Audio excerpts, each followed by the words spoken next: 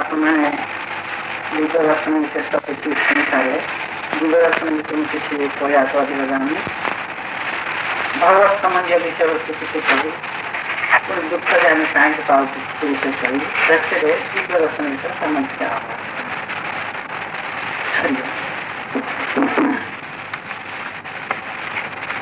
ଆମେ ସମସ୍ତେ ପ୍ରାୟ ଦୁଃଖ ଭୋଗୁଛୁ। ନିଶ୍ଚିତ ସମସ୍ତେ ଏ କଥା ଜାଣିଛୁ। ପୁଣି ଯଦି ଆମେ ବିଚାର କରିବା ଦୁଃଖ ତ ସବୁବେଳେ ରହିଛି। ସତ୍ୟ ଯୁଗ କଥା ମନେ ପକେଇଲା ବେଳକୁ ରାମ ରାଜ୍ୟ ତ୍ରେତୟା କଥା ମନେ ପକେଇଲା ବେଳକୁ ସେ ଆନନ୍ଦ ଲାଗେ। ସେତେବେଳେ ଲୋକ ସେଭଳି ସୁଖ ଶାନ୍ତିରେ ଥିଲେ, ଆନନ୍ଦରେ ଥିଲେ। ବାସରେ ଚାବି ପଡୁନଥିଲା କି ଘରେ ଚାବି ପଡୁନଥିଲା। କିନ୍ତୁ ଆଜି ଯୁଗ କଣ ହେଇଯାଇଛି ଯେ ଚାବି ପକେଇଲେ ମଧ୍ୟ ଚାବି ଭାଙ୍ଗି ନିଆଯାଉଛି। ଆଉ ଚାବି ଫିଟିବାର ଅଳସ ବି ବାସ ସହିତ ଉଠି ନାହିଁ। ବାସ ସହିତ ଉଠେଇ କଣ ଫରକ? ତାପରେ ସେତେବେଳେ ମଣିଷ କେମିତି ଚାଲିଥିଲେ, ଏବେ ମଣିଷ ଏଇଭଳି ଚାଲିଛି ହଠାତ୍ ବା ଦେଖା ହଉଛି। ତାର ତାରତମ୍ୟ ହେଲା ଜ୍ଞାନ। ସେତେବେଳ ଯେଉଁ ଲୋକମାନେ ଥିଲେ ସେମାନେ ପ୍ରକୃତରେ ଜାଣିଥିଲେ। କୋଉ ଜ୍ଞାନ ସେମାନେ ଅଧିକାରୀ ଥିଲେ ବା କୋଉ ଜ୍ଞାନ ସେମାନେ ଜାଣିଥିଲେ ଯାହା ଜାଣିଥିଲେ। କୋଉ ଜ୍ଞାନ ସେମାନେ ଅଧିକାରୀ ଥିଲେ ବା କୋଉ ଜ୍ଞାନ ସେମାନେ ଜାଣିଥିଲେ ଯାହା ଆମେ କହୁଥିଲେ। ସତ୍ୟ ଜ୍ଞାନ, ଧର୍ମ ଜ୍ଞାନ, ନ୍ୟାୟ ଜ୍ଞାନ। କିନ୍ତୁ ଆଜିକାଲି ଆମେ ଯୋଉ ଜ୍ଞାନ ଶିକ୍ଷା କରୁଛୁ କେବଳ ବଞ୍ଚିବା ସକାଶେ, ସମାଜରେ ସୁଖ ଶାନ୍ତିରେ ରହିବା ପାଇଁ ଯୋଉ ଜ୍ଞାନ ଦରକାର ସେଟା କରିନି। ତାହେଲେ ମଣିଷ କେମିତି ସୁଖ ରହିବ? ପ୍ରଶ୍ନ। ଆମେ ଯୋଉ ଜ୍ଞାନ ଶିକ୍ଷା କଲେ ବଞ୍ଚିବା ସକାଶେ, କିନ୍ତୁ ସମାଜରେ ସୁଖ ଶାନ୍ତିରେ ରହିବା ପାଇଁ ଯୋଉ ଜ୍ଞାନ ଆବଶ୍ୟକ ତାହା ତ ଶିକ୍ଷା କରିପାରିଲେନି। ଆମେ ଶିକ୍ଷା କରିପାରିଲେନି। ତେଣୁ ସତ୍ୟ ବଦଳରେ ମିଥ୍ୟା, ପ୍ରେମ ବଦଳରେ ହିଂସା, ତ୍ୟାଗ ବଦଳରେ ଲୋଭ, ସେବା ବଦଳରେ ତାଡ଼ନା ଏସବୁ ଦେଖାଯାଉଛି। ଯାହାଦ୍ୱାରା କି ଆମେ ପ୍ରତି ମୁହୂର୍ତ୍ତରେ ସେକେଣ୍ଡ ଦୁଃଖ ପାଇବାକୁ ହେଉଛି। ପ୍ରତି ମୁହୂର୍ତ୍ତରେ ଭୟ ଭିତରେ ଆମେ ଗତି କରୁଛେ, ଶାନ୍ତିରେ ଶୋଇପାରୁନି। ପର ମୁହୂର୍ତ୍ତରେ ଯେ କଣ ହେବ ବିଚାରିଲା ବେଳକୁ ମଣିଷ ଭୟରେ କାତର ହେବାକୁ କରୁଛି। ବର୍ତ୍ତମାନ ଯଦି ଆମେ ବିଚାର କରିବା ନିଜ 30 ବର୍ଷ ଭିତରେ 30 ବର୍ଷ ତଳେ ଯାହା ଥିଲା ଏବେ ତା ଆଡୁ ଖରାପ ହେଲା। ଆଉ 30 ବର୍ଷରୁ ଯେ ଦୁନିଆଟା କୁଆଡ଼କୁ ଗତି କରିବ ବିଚାର ପାଉଛୁ ଭୟ ଲାଗୁଛି, ଅନ୍ଧକାର ଦେଖାଯାଉଛି। ତାର ପ୍ରଧାନ କାରଣ ହେଲା ସେ ଯେ ଦିବ୍ୟ ଜ୍ଞାନର ଅଭାବ। ସେଇ ଜ୍ଞାନ ସେତେବେଳେ ସେମାନେ ସବୁ ଶିକ୍ଷା କରୁଥିଲେ। ଆଶ୍ରମ ସବୁ ବେଶୀ ଥିଲା, ମୁନି ଋଷିମାନଙ୍କର ସଂଖ୍ୟା ବେଶୀ ଥିଲା। ସେଇ ଜ୍ଞାନ ସେମାନେ ସୁବିଧାରେ ପାଇପାରୁଥିଲେ ଆଉ ସମସ୍ତେ ସେ ଜ୍ଞାନ ଜାଣିଥିଲେ ଆଉ ଜାଣିବାକୁ ମଧ୍ୟ ଇଚ୍ଛା କରୁଥିଲେ। କିନ୍ତୁ ଆଜି ସେ ସୁବିଧା ସୁଯୋଗ ନାହିଁ, ଆମର ଜାଣିବାର ମନୋଭାବ ମଧ୍ୟ ନାହିଁ। ଯେତେବେଳେ ଆମର ଜାଣିବାର ମନୋଭାବ ନାହିଁ ତାହେଲେ ସେ ଜ୍ଞାନ ଆମେ କେମିତି ପାଇବା? ସେତେବେଳେ ଆମେ ସେ ଜ୍ଞାନ ପାଉନୁ, ଦୁଃଖ ପାଇବାକୁ ବାଧ୍ୟ ହେଉଛି। ଅବଶ୍ୟ ଆମର ସୀମିତ ଜ୍ଞାନ ଜାଣି ନିଜେ ନିଜକୁ ବଡ଼ ଜ୍ଞାନ ବୋଲି ମନେ କରୁଛୁ। କିନ୍ତୁ ପ୍ରକୃତରେ ଜ୍ଞାନ ଦେଖିଛୁ ବିଚାର କଲା ବେଳକୁ ପ୍ରକୃତରେ ଆମେ ଜାଣିନାହିଁ। କାହିଁକିନା ତାର ପ୍ରମାଣ ଏହା ପ୍ରକୃତ ଜ୍ଞାନୀ ତ ସୁଖ ରହିବ, ପ୍ରକୃତ ଜ୍ଞାନୀ ତ ଶାନ୍ତିରେ ରହିବ, ପ୍ରକୃତ ଜ୍ଞାନୀ ତ ମୁକ୍ତ ହୋଇଯିବ। ଆମେ ସୁଖରେ ବି ରହିପାରୁନୁ, ଶାନ୍ତିରେ ବି ରହିପାରୁନୁ। ଆଉ ଯିଏକି ସୁଖ ଶାନ୍ତିରେ ରହିପାରୁନି ମୁକ୍ତିର କଥା ତ ବହୁତ ଦୂର କଥା, ବହୁତ ଦୂର କଥା। ପ୍ରକୃତରେ ସେହି ସମ୍ବନ୍ଧୀୟ ଜ୍ଞାନ ଶୁଣି ଆମେ କଣ କହୁଛୁ? ଭଲ ଜ୍ଞାନ ବା ସତ୍ୟ ଜ୍ଞାନ, ଧର୍ମ ଜ୍ଞାନ, ନ୍ୟାୟ ଜ୍ଞାନ ଇତ୍ୟାଦି।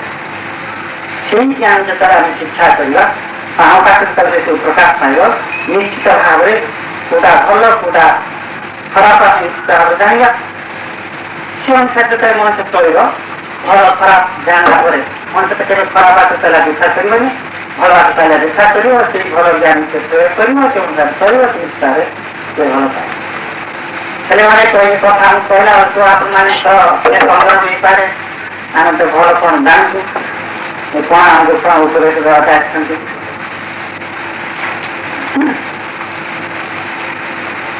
ତାର ପ୍ରମାଣ ଭଲ କଣ ଯଦି ଆମେ ଜାଣିଛେ ତାର ତ ଭଲ ରହିବା କଥା, କାହିଁକି ଦୁଃଖ ପାଉଛେ? ଦୁଃଖ ଯେତେବେଳେ ପାଉଛୁ ବିଚାର ଏହା ହିଁ ତାର ପ୍ରମାଣ ହେଲା ଯେ ଭଲ କଣ ଆମେ ଭଲ ଭାବରେ ଜାଣିଛେ। ଯେ ପୁରାପୁରି ଯେ ଜାଣିନେ ଏହା ନୁହେଁ, କିଛି ନା କିଛି ଜାଣିଛେ, କିଛି ନା କିଛି ଭଲ ଜାଣିଛେ, କିନ୍ତୁ ପୂର୍ଣ୍ଣ ଭାବରେ ଆମେ ଜାଣିଛେ। ଯେତେବେଳେ କଣ ତାର ଅଛି ପୂର୍ଣ୍ଣ ଜ୍ଞାନ ହିଁ ଭଲ ବିଷୟରେ ମଣିଷ କେବେ ଭଲରେ ରହିଥାଏ, ଏ ଜ୍ଞାନରେ ସେ ଭଲ ରହିପାରିବ। ତେଣୁ ପ୍ରତ୍ୟେକ ଲୋକ ଭଲକୁ ହିଁ ଚାହୁଁଛନ୍ତି, କିନ୍ତୁ ଭଲ ବଦଳରେ ସେ ଖରାପ ତାର ଦୁଃଖ ହିଁ ସେ ପାଉଛି। ଏଥିରୁ ପ୍ରମାଣ ମିଳିବାକି ଦୁନିଆ ଯେତେବେଳେ ଅନ୍ଧକାର ଆଗକୁ ଗତି କରୁଛି, ବୁଝିବାର ଅଛି ଯେ ଭଲ ସମ୍ବନ୍ଧୀ ଆଉ ଜ୍ଞାନ ଆମେ ହରେଇଲେ, ପୁରାପୁରି ହରେଇଲେ, ପୁରାପୁରି ହରେଇଲେ। ଏଠି ପ୍ରଶ୍ନ ଉଠେ, ତାହେଲେ କଣ ଆମେ ଅନ୍ଧକାର ଆଡକୁ ଗତି କରିବା, ଏଇ ଦୁଃଖ ହିଁ ଭଲ ରହିଥିବା? ନା, ବିବେକ ଆମର ୟା କହୁନି। ବିବେକ କଣ କହୁଛି? ମୁଁ ସୁଖ ଚାହୁଁଛି, ମୁଁ ସୁଖ ରହିବାକୁ ଚାହୁଁଛି, ଶାନ୍ତିରେ ରହିବାକୁ ଚାହୁଁଛି, ମୁଁ ପୁରାପୁରି ମୁକ୍ତ ହେବାକୁ ଚାହୁଁଛି। ଏଇଟା ହିଁ ଆମର ବିବେକ ପ୍ରମାଣ। ଏଇଥିପାଇଁ ବର୍ତ୍ତମାନ ଚିତ୍ତ କହୁଥିଲେ ଭଗବାନ ଆମକୁ ଯଦି କିଛି ବଡ଼ ଅବଦାନ ଯଦି ଭଗବାନଙ୍କର କିଛି ଥାଏ, ତାହା ହେଉଛି ଜିଜ୍ଞାସା ମନୋଭାବ। ଜନ୍ମ ହେବା କ୍ଷଣି ଭଗବାନ ସେଇ ଜିଜ୍ଞାସା ମନୋଭାବ ଦେଇକିରି ଆମକୁ ଜନ୍ମ ଦେଇଛନ୍ତି। ତେଣୁକି ଜନ୍ମ ହେବା କ୍ଷଣି ଏ ମଣିଷ ପିଲାଠାରୁ ବୃଦ୍ଧ ପର୍ଯ୍ୟନ୍ତ ପ୍ରତି ମୁହୂର୍ତ୍ତରେ ପଚାରୁଛି ୟା କଣ, ୟା କଣ, ୟା କଣ।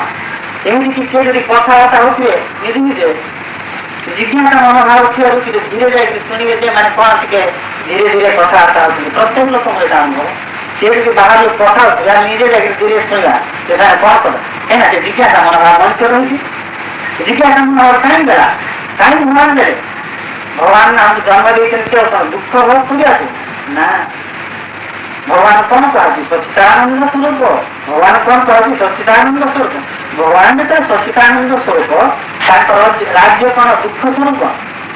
ତାଙ୍କ ରାଜ୍ୟ ଯେତେବେଳେ ଆମେ ଅଛୁ ତାର ଆମ କଣ ଦୁଃଖ ସ୍ୱରୂପ? ତାଙ୍କେ ଯେତେବେଳେ ସଚ୍ଚିଦାନନ୍ଦ ସ୍ୱରୂପ, ତାଙ୍କ ରାଜ୍ୟ ମଧ୍ୟ ସେ ଆନନ୍ଦ ସ୍ୱରୂପ। ରାଜ୍ୟରେ ଯିଏ ଅଛି ସିଏ ମଧ୍ୟ ଆନନ୍ଦ ସ୍ୱରୂପ। କିନ୍ତୁ ଦୁଃଖର ବିଷୟ ଆମେ ଆନନ୍ଦରେ ଈଶ୍ୱରଙ୍କର ପୁତ୍ର ହେଇକି ମଧ୍ୟ ଆମେ ଆନନ୍ଦରେ ରହିଥାଉ, ଆନନ୍ଦରେ ରହିପାରୁନୁ। ଯଦି ବା କିଛି ଆନନ୍ଦ ପାଉଛୁ ସେଟା କିଛି ନୁହେଁ, କାହିଁକିନା ଏ ମଣିଷ ଯେତିକି ଲାଭ କରିବା କଥା ଜିଜ୍ଞାସା ମନ ଦ୍ୱାରା ସେତିକି ସେ ଲାଭ କରୁନି, ଯାହାଦ୍ୱାରା ସେ ଦୁଃଖ ପାଉଛି। ତେଣୁ ପ୍ରତ୍ୟେକ ମଣିଷ ବିଚାର କରିବା କଥା ପ୍ରକୃତ ସତ୍ୟ କଣ, ପ୍ରକୃତ ସତ୍ୟ କଣ। ଏରା ସତ୍ୟ ଭରପୁରୀ ରହିଛି, ବିଭିନ୍ନ ପ୍ରକାର ସତ୍ୟ। ଉଦାହରଣ କିଭଳି ଭାବରେ ସତ୍ୟ ସବୁଠି ରହିଛି, ତାକୁ ନ ଜାଣିବା ଦ୍ୱାରା ଯେ ଆମେ କିଭଳି ଭାବରେ ଦୁଃଖ ପାଉଛୁ, କେତେଟା ଉଦାହରଣ ଦେଇକି ଆମେ ବୁଝେଇ ଦେଉଛି।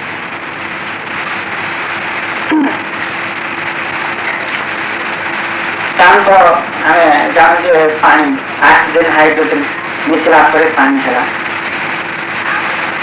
ଅକ୍ସିଜେନ ହାଇଡ୍ରୋଜେନ ମିଶିଲା ପରେ ପାଣି ହେଲା। ପାଣି ହେଲା, ପାଣି କିପରି ହେଲା ଆମେ ଜାଣିଲେ, କିନ୍ତୁ ସେ ପାଣି ଯେ କିଛି କାମରେ ଲାଗିପାରେ ସେତେବେଳେ ଆଦିମାନବ ଜାଣିନଥିଲା, ତାକୁ ଆଜିକାଲି ଅନେକ କାମରେ ଲଗେଇଦେଲା। ଯେତେବେଳେ ଇଲେକ୍ଟ୍ରିକାଲ ବାହାରିଲା ପ୍ରଥମରେ, ସେତେବେଳକୁ ଇଲେକ୍ଟ୍ରିକାଲ କି କାମରେ ଆମେ ଲଗାଉଥିଲେ, କେବଳ ବଲ୍ବ ହେଲେ ଆଲୋକ ପ୍ରଦାନ କରିବା କାମରେ ତାକୁ ଲଗାଉଥିଲେ। କିନ୍ତୁ ସେଇ ବିଦ୍ୟୁତ ଶକ୍ତିକୁ ଆଜିକାଲି ଲୋକ କେତେ କାମରେ ଆମେ ଲଗେଇଥିଲେ, କେତେ କାମରେ ରେଡ଼ିଓ ବି ହେଲା, ଟିଭି ବି ହେଲା। ତାକୁ ତା ଏମିତି ଏତେ ସତ୍ୟ ସବୁ ଭରପୁର ହେଇ ରହିଛି ଯେ ଗୋଟେ ଗୋଟେ ସତ୍ୟକୁ ଯେତେବେଳେ ମଣିଷଲା କଣ ଜାଣିଛି ତାକୁ ସେ ବ୍ୟବହାର କରି ଚାଲିଛି। ଏଇଭଳି ସୁଖ ପାଇବାକୁ, ଶାନ୍ତି ପାଇବାକୁ, ଆନନ୍ଦ ପାଇବାକୁ, ସେଥିରେ ମୁକ୍ତି ପାଇବାକୁ ମଧ୍ୟ ବିଭିନ୍ନ ସତ୍ୟ ସବୁ ରହିଛି। ସେଇ ସମ୍ବନ୍ଧୀୟ ସତ୍ୟ ଭିତରେ ଆଉ ଧାରଣା ନଥିବାରୁ ସୁଖ ପାଇଁ ଉଦାହରଣ ସ୍ୱରୂପ ଜଣେ ପରିମା ସେ ସୁସ୍ଥ ସବଳ ରହିବାକୁ ଇଚ୍ଛା କରୁଛି, ସିଏ ବି କେମିତି ସତ୍ୟକୁ ଜାଣିଲା ପରେ ସେ ତାକୁ ସେ ପାଳନ କରୁଛି, ସେ ସୁସ୍ଥ ସବଳ ହେଇପାରୁଛି। ସେ ଜଣେ ପରିମା ଏଇଟା ଶରୀର ରକ୍ଷା ଯାହାକି ଆମେ ଶରୀର ଜ୍ଞାନ କହୁଛୁ, ସେଇ ସମ୍ବନ୍ଧୀୟ ଜ୍ଞାନ ଯଦି ସେ ହାସଲ କରିପାରୁଛି ତାହେଲେ ସେ ସୁସ୍ଥ ସବଳ ରହିପାରୁଛି। ଠିକ୍ ସେଇଭଳି ପ୍ରତ୍ୟେକ ବିଷୟରେ କିଛି କିଛି ସତ୍ୟ ସବୁ ରହିଛି, ଯିଏ ସେ ସତ୍ୟକୁ ଜାଣିବ, ତାକୁ ବ୍ୟବହାର କରିବ, ସେ ନିଶ୍ଚିତ ଭାବରେ ତାକୁ ସେ ଲାଭ କରିବ, ତାର ସେ ଇଚ୍ଛା ଯାହା ସେଟା ସେ ଲାଭ କରିବ। ଆମେ ସବୁବେଳେ ସୁଖ ଚାହୁଁଥିବାରୁ ସୁଖ ସମ୍ବନ୍ଧୀୟ କେତେ ଗୁଡ଼ିଏ ସତ୍ୟ ମଧ୍ୟ ରହିଛି, ସେ ସମ୍ବନ୍ଧୀୟ ଜ୍ଞାନ ଆମର ନଥିବାରୁ ଆମେ ସୁଖ ରହିଥାଉ। କିନ୍ତୁ ଶାନ୍ତିରେ ରହିବା ପାଇଁ ମଧ୍ୟ କେତେ ଗୁଡ଼ିଏ ସତ୍ୟ ରହିଛି, ସେଇ ସତ୍ୟ ସବୁ ଆମେ ଜାଣିନଥାଉ, ଶାନ୍ତି ଆମେ ପାଇପାରୁ। ମୁକ୍ତି ପାଇବା ପାଇଁ ମଧ୍ୟ କେତେ ଗୁଡ଼ିଏ ସତ୍ୟ ସବୁ ରହିଛି, ସେଇ ସତ୍ୟ ଜାଣିନଥାଉ ଆମେ ମୁକ୍ତି ପାଇପାରୁ। ଦେଖନ୍ତୁ ସବୁ କିଛି ରହିଛି, ତାକୁ ମଣିଷ ପାଇଁ ଭଗବାନ ସବୁ କିଛି ବ୍ୟବସ୍ଥା କରିଦେଇଛନ୍ତି। କିନ୍ତୁ ଦୁଃଖର ବିଷୟ ସେ ଜିଜ୍ଞାସା ମନୋଭାବ ମଣିଷକୁ ଦେଇଥିଲେ ମଧ୍ୟ ସେଇ ଜ୍ଞାନ ଦ୍ୱାରା ଆହୁରି କିଛି ଜାଣିବାକୁ ଇଚ୍ଛା ଏ ମଣିଷ କରୁନି, ଯେତିକି କରିବା କଥା ସେତିକି କରୁନି, ଯାହାଦ୍ୱାରା କି ଏ ମଣିଷ ଆଜି ଦୁଃଖ ପାଇବାକୁ ବାଧ୍ୟ ହେଉଛି। এই সমস্ত বিষয়বস্তুକୁ ତାପରେ ସୁଖ ଶାନ୍ତିରେ ରହିବା, ଆନନ୍ଦରେ ରହିବା, ମୁଁ ଯେ କୋଉଠୁ ଆସିଛି କଣ, ମୃତ୍ୟୁ ପରେ ପୁଣି କୋଉଠିକି ଯିବି, ପ୍ରକୃତିରେ ମୋ ସ୍ୱରୂପ କଣ, ଇଏ ସମସ୍ତ ବିଷୟବସ୍ତୁକୁ ହିଁ କଣ କୁହାଯାଉଛି ଆଧ୍ୟାତ୍ମିକ ଜ୍ଞାନ। ଆଧ୍ୟାତ୍ମିକ ଜ୍ଞାନ କଥା କହିଲେ ଆଉ ଯୋଉ ଲୋକ ସବୁ ଆଧ୍ୟାତ୍ମିକ ଜ୍ଞାନ କଣ, ଆଉ ଆମର କାମ କଲେ ହେଲା, ଆମେ କଣ ବଞ୍ଚି ରହୁନୁ କି, ଏସବୁ ଆମକୁ କଣ ଦରକାର ହଉଛି କି ଆମେ ଆମ ସାଙ୍ଗରେ ପ୍ରଶ୍ନ କରୁ। ସୁଖ କିଏ ଚାହୁଁନି, ଶାନ୍ତି କିଏ ଚାହୁଁଛି, ଚାହୁଁନି। ତାପରେ ଏସବୁ ଆଧ୍ୟାତ୍ମିକ ଜ୍ଞାନ। ଆଧ୍ୟାତ୍ମିକ ଜ୍ଞାନ କାହିଁକି କୁହାଗଲା, ସେ ଭିତରେ ଟିକେ ବ୍ରହ୍ମ ଜ୍ଞାନ ଭିତରେ ଟିକେ ଆଲୋଚନା। ଆମେ ସମସ୍ତେ ଆତ୍ମା ଆତ୍ମା ଭିତରେ ଶୁଣିଥାଉ। ଆତ୍ମାରେ ସବୁଠି ରହିଛି ଜାଣ, ଯାହା କିଛି ନା କିଛି ଜାଣ, ସେଇ ଆତ୍ମା ଏଇ ଶରୀର ଭିତରେ ରହିଛନ୍ତି ଜାଣ, ସେଇ ଆତ୍ମା ଥିବା ହିଁ ଆମେ କହିପାରୁଛୁ, ଶୁଣିପାରୁଛୁ, ଦେଖିପାରୁଛୁ ଇତ୍ୟାଦି ଇତ୍ୟାଦି। ଯାହା କିଛି ଆମେ କରୁଛୁ ସେ ଆତ୍ମା ଦ୍ୱାରା। ସେଇ ଆତ୍ମା ଯେ କଣ କିପରି ଭାବରେ ଶରୀର ଭିତରେ ରହିଛନ୍ତି, ସେ ଥିବାରୁ ଏ ଶରୀର କେମିତି ରକ୍ଷା ପାଉଛି, ଏ ଶରୀରକୁ କାହିଁକି ଯେ ଖାଦ୍ୟ ଦରକାର ପଡୁଛି, କାହିଁକି ଏ ଶରୀର ଦ୍ୱାରା ଆମେ ଦେଖିପାରୁଛୁ ଇତ୍ୟାଦି ତାର ଯାବତୀୟ ବିଷୟବସ୍ତୁ ଆତ୍ମା ଠାରୁ ଯାବତୀୟ ବିଷୟବସ୍ତୁ ତାର ଏ ଶରୀର ଭିତରେ ଯାହା କିଛି ପ୍ରକାଶ ପାଉଛି, ଏ ସମସ୍ତକୁ ହିଁ ଆମେ କଣ କହୁଛୁ ଆଧ୍ୟାତ୍ମିକ ଜ୍ଞାନ। ତାକୁ ଆଧ୍ୟାତ୍ମିକ ଜ୍ଞାନ ତ ନିଜର ବିଷୟ, ଆମେ ଆମ ଶରୀରକୁ ବା ନିଜର ମନକୁ ବା ବୁଦ୍ଧିକୁ ଆତ୍ମଜ୍ଞାନ ନିଜେ କଣ କହୁଛୁ, ମୁଁ ବୋଲି କହୁଛୁ। ତାର ମୁଁ ବୋଲି ନିଜକୁ ହିଁ ପରିଚୟ ଦଉଛୁ, ତାର ଆମରି ବିଷୟରେ ଆମେ ଜାଣିବାକୁ ଇଚ୍ଛା କରୁ, ସେ ଦୁଃଖର ବିଷୟ। ଅନେକ ଲୋକ କହୁଛନ୍ତି ଆତ୍ମଜ୍ଞାନ ଆମ କଣ ଦରକାର, କର୍ମ କଲେ ତାହେଲେ ମଣିଷ ବଞ୍ଚି ରହିବ, ଏସବୁ ଯାକ ଦରକାର କଣ? ଯଦି କର୍ମ କଲେ ମଣିଷ ବଞ୍ଚି ରହିଲା, ଧନ୍ୟକୁ ଯଦି କର୍ମ କଲେ ମଣିଷ ଖାଇ ଦେଇକରି ବଞ୍ଚି ରହିଲା, ତାହେଲେ ଆମେ ମଣିଷ ଜନ୍ମ ନାହିଁ ତ ଭଲ ଥାନ୍ତା। ଖାଇବାଟାକୁ ଯଦି ଆମେ ବେଶୀ ପ୍ରାଧାନ୍ୟ ଦଉ ବା ବଞ୍ଚି ରହିବାଟାକୁ ଯଦି ଆମେ ପ୍ରାଧାନ୍ୟ ଦଉ, ତାହେଲେ ତ ପୋଷେଇକିରି ଜନ୍ମ ହେଇଥିଲେ ବେଶୀ ଖାଇଥାନ୍ତା, ପୋଷେଇକିରି ଜନ୍ମ ହେଇଥିଲେ ବେଶୀ ଖାଇଥାନ୍ତା। ସେ ତ କିଛି କାମ ଦାମ କରିବାକୁ ପଡେନି, କେବଳ ଭୋକ ଲାଗିଲେ ଖାଇବା କଥା। ତାହେଲେ ମଣିଷ ଜନ୍ମ ନେଇ କାହିଁକି ଜନ୍ମ ହେଲା, ଏହା ହିଁ ପ୍ରଶ୍ନ। ତାପରେ ମଣିଷ ଜନ୍ମ ନେଇ ଯେତେବେଳେ ସେ ଜନ୍ମ ନେଇକି ବୁଝିବାକୁ ପଡିବ ଯେ କିଛି ନା କିଛି ଆଉ ଗୋଟେ ମହାନ ଉଦ୍ଦେଶ୍ୟ ଅଛି, ସେ ଉଦ୍ଦେଶ୍ୟ ପୂର୍ଣ୍ଣ କରିବା ପାଇଁ ଏ ମଣିଷ ଜନ୍ମ ନେଇଛି। ସେ ଉଦ୍ଦେଶ୍ୟଟା ହେଉଛି ସ୍ୱରୂପ ଲାଭ ବା ନିଜକୁ ନିଜେ ଚିହ୍ନିବା। এই ଉଦ୍ଦେଶ୍ୟରେ ହିଁ ଏ ମଣିଷ ଜନ୍ମ ନେଇଛି। ଏଟା ଅବଶ୍ୟ ଲୋକେ ବୁଝିପାରିବେନି, ଯାହାର ମହତ୍ଵ ମଣିଷ ଜନ୍ମର ମହତ୍ଵକୁ ଆମେ ତ ସାଧାରଣତଃ ବୁଝିପାରୁନୁ। କେତେ ଗୁଡ଼ିଏ ବିଷୟବସ୍ତୁ କହିଲା ପରେ ତାର ମହତ୍ଵକୁ ଆପଣମାନେ ବୁଝିପାରୁଥିବେ। କି ଯଦି ପ୍ରଶ୍ନ କରେ ତୁମେ ଆଖି କାହିଁକି, ଆମେ କଣ ପାଇଁ କଣ ଉତ୍ତର ଦଉ, ଦେଖିବା ପାଇଁ। ପାଟି କାହିଁକି, କଥା କହିବା ପାଇଁ ଆଉ ଖାଇବା ପାଇଁ। ଗୋଡ଼ କାହିଁକି, ଚାଲିବା ପାଇଁ। ଇଏ ଯଦି ପ୍ରଶ୍ନ କରିବ ତୁମେ କାହିଁକି ଜନ୍ମ ହେଇଛ, କାହିଁକି ଜନ୍ମ ହେଇଛ ଯଦି ପ୍ରଶ୍ନ କରେ ଆମେ କଣ ଉତ୍ତର ଦେବା, ଖାଇବା ପାଇଁ। ଖାଇବା ପାଇଁ ଯଦି ଖାଇବା ପାଇଁ ଯଦି ଉତ୍ତର ଦେବା, ଆଉ ଥରେ ସେମାନେ ଯାହା ଗୋରୁ ଗାଈ ହେଇକି ଜନ୍ମ ହେଇছে ତ ଭଲ ହୁଅନ୍ତା, ଆଉ ଥରେ ଯେଟା ଆସିବ ଉତ୍ତର। ତେଣୁ ମଣିଷ ଜନ୍ମ ଯେତେବେଳେ ହେଇଛି ନିଶ୍ଚିତ ଭାବରେ କିଛି ନା କିଛି ଗୋଟେ କାରଣ ରହିଛି। ସେଇ କାରଣ କଣ, ଆମେ ଯୋଉଠୁ ଆସୁ ସେଠିକି ଫେରିଯିବା ବା ନିଜ ସ୍ୱରୂପକୁ ଲାଭ ଦେବା। ପ୍ରକୃତରେ ଆମେ ଶିଷ୍ୟ କହିଲା ନିର୍ଦ୍ଦିଷ୍ଟ ଗୋଟେ ସମୟ ଭିତରେ ଏ ରାଜ୍ୟକୁ ଆସିଛୁ, କିନ୍ତୁ ପ୍ରକୃତରେ ଆମ ପ୍ରକୃତ ଘର ଏହା ନୁହେଁ। ଆମେ ଯୋଉଠୁ ଆସିଛୁ ତାକୁ ସେଇ ବ୍ରହ୍ମଙ୍କ ପାଖରୁ ହିଁ ଆମେ ଆସିଛୁ, ଆଉ ଥରେ ସେଠି ଫେରିଯିବା। ସେଇ ଆତ୍ମାଙ୍କ ପାଖରୁ ହିଁ ଆମେ ଆସିଛୁ, ଆଉ ଥରେ ସେ ଆତ୍ମସ୍ଥିତିରେ ଆମେ ଫେରିଯିବା। ଏଇଟା ହିଁ ଆମର ଉଦ୍ଦେଶ୍ୟ ହେବା ଦରକାର। କିନ୍ତୁ ଆମର ଉଦ୍ଦେଶ୍ୟ ଆମେ ଜାଣିନଥିବାରୁ ଆମେ ଭୁଲ ଭାବ ବି ଅନେକ ସମୟରେ କରିବାର ବାଧ୍ୟ ହଉଛି। ସେମାନେ ଲକ୍ଷ୍ମୀର ଭାବରେ ଆମେ ସବୁ କରିଯାଉଛୁ, ଯାହାଫଳରେ କି ଆମେ ଦୁଃଖ ପାଇବାକୁ ବାଧ୍ୟ ହଉଛୁ। ଏବେ ଅଳ୍ପ ଦିନ ତଳେ ମୁଁ ଏଠି ଆସିଥିଲି, ପ୍ରକୃତରେ ଆମର ଉଦ୍ଦେଶ୍ୟ ଯେ କଣ, ଆମର ସ୍ୱରୂପ ଯେ କଣ, ସେ ବିଷୟରେ କିଛି କହିଥିଲି। ଆଉ କେତେକ ଶୁଣିଥିବେ, ଆଉ କେତେକ ନୂଆ ଆସିଛନ୍ତି, ସେ ବିଷୟରେ ମୁଁ ଆଉ ଥରେ ଆବୃତ୍ତି କରୁଛି ବା ପୁନରାବୃତ୍ତି କରୁଛି। ତାଦ୍ୱାରା ଇଏ ମଣିଷର ଉଦ୍ଦେଶ୍ୟ ଯେ କଣ, ମଣିଷର ମୂଲ୍ୟ ଯେ କଣ, ମଣିଷର ପ୍ରକୃତି ଯେ କଣ, এই କିଛି କହିବା ଦ୍ୱାରା ଆପଣମାନେ ତାକୁ ଭଲ ଭାବରେ ବୁଝିପାରିବେ। ସେଇ ସତ୍ୟକୁ ମୁଁ ପ୍ରଶ୍ନ ମାଧ୍ୟମରେ ଆମେ ସମସ୍ତେ ତାକୁ ମୁଁ ପ୍ରଶ୍ନ ପଚାରିବି, ଆପଣମାନେ ଉତ୍ତର ଦେବେ। ସେଇ ସତ୍ୟ ଯେ ପ୍ରକୃତିରେ ମଣିଷ ଯେ କାହିଁକି ଜନ୍ମ ହେଇଛି, କାହିଁକି ସେ ବଞ୍ଚି ରହିଛି, ତାର ଉଦ୍ଦେଶ୍ୟ ଯେ କଣ, ସେଇ ସତ୍ୟକୁ ଆମେ ଉଦ୍ଘାଟନ କରିବା। ସମସ୍ତେ ମିଶିପାରିବେ, ଆପଣମାନେ ଆଉ ନା। ମୁଁ ଏବେ ପ୍ରଶ୍ନ କରିବି, ଆମେ କାହିଁକି ଖାଉଛେ, ଉତ୍ତର କାହିଁକି ଖାଉଛେ, ଉତ୍ତର ଦିଅନ୍ତୁ। କାହିଁକି ଖାଉଛେ, ପୁଣି ପ୍ରଶ୍ନ କରୁଛି କାହିଁକି ବଞ୍ଚିବ? ଉତ୍ତର କାହିଁକି ବଞ୍ଚିବ? ପଛ ଉତ୍ତର ଆସିଲା ଶିକ୍ଷା ହେବା ପାଇଁ ନା ଦୁଃଖ ହେବା ପାଇଁ? ଦୁଃଖ ହେବା ପାଇଁ ଆଙ୍କର ବଞ୍ଚି ରହିଛେ, ଦୁଃଖ ଭୋଗ କରିବା ପାଇଁ ବଞ୍ଚି ରହିଛେ ନା ସୁଖରେ ରହିବା ପାଇଁ ବା ସୁଖକୁ ଅନୁଭବ କରିବା ପାଇଁ ଆମେ ବଞ୍ଚି ରହିଛେ? ୟାର ଉତ୍ତର ନା କଣ? ସୁଖ ରହିବା ପାଇଁ ହିଁ ଆମେ ବଞ୍ଚି ରହିଛେ। ପୁଣି ମୁଁ ପ୍ରଶ୍ନ କରୁଛି କାହିଁକି ତୁମେ ସୁଖ ଖୋଜୁଛ? ୟାର ଉତ୍ତର ଦେଇହବ କାହିଁକି ନା ଯେ ପ୍ରଶ୍ନ କଥା ସେ ମଧ୍ୟ ସୁଖ ରହିବା ପାଇଁ ଇଚ୍ଛା କରୁଛନ୍ତି ନାହିଁ, ପ୍ରଶ୍ନ କର୍ତ୍ତା ମଧ୍ୟ ସୁଖ ରହିବା ପାଇଁ ଇଚ୍ଛା କରୁଛନ୍ତି। ତାପରେ ଏଇଟା ସୁଖ ରହିବା ଗୋଟେ ସ୍ୱାଭାବିକ ଧର୍ମ, ସ୍ୱାଭାବିକ ଧର୍ମ। କାହିଁକି ତୁମେ ସୁଖ ରହିବାକୁ ବୋଲି ଏଇଟା ପ୍ରଶ୍ନ ନୁହେଁ, ତାର ତ ପ୍ରଶ୍ନର ମୂଲ୍ୟ ମଧ୍ୟ କିଛି ନାହିଁ। କିନ୍ତୁ ପ୍ରକୃତରେ ସତ୍ୟ ଯେ କଣ ଉଦ୍ଘାଟନ ହଉ ବୋଲି ହିଁ ମୁଁ ପ୍ରଶ୍ନ କଲି। ଏଇ ପ୍ରଶ୍ନ ଦ୍ୱାରା ଆମେ କଣ ଉତ୍ତର ଦେଉଛୁ ବୋଲି ପ୍ରକୃତରେ ଆମେ ସୁଖ ସ୍ୱରୂପ ହେଇଥିବାରୁ, ସୁଖ ସ୍ୱରୂପ ହେଇଥିବାରୁ ଆମେ ସୁଖକୁ ଖୋଜୁଛେ, ଆମେ ଶାନ୍ତି ସ୍ୱରୂପ ହେଇଥିବାରୁ ହିଁ ଶାନ୍ତିକୁ ଖୋଜୁଛେ, ଆମେ ଆନନ୍ଦ ସ୍ୱରୂପ ହେଇଥିବାରୁ ହିଁ ଆମେ ଆନନ୍ଦକୁ ଖୋଜୁଛେ, ଆମେ ମୁକ୍ତ ସ୍ୱରୂପ ହେଇଥିବାରୁ ହିଁ ଆମେ ମୁକ୍ତି ଖୋଜୁଛେ।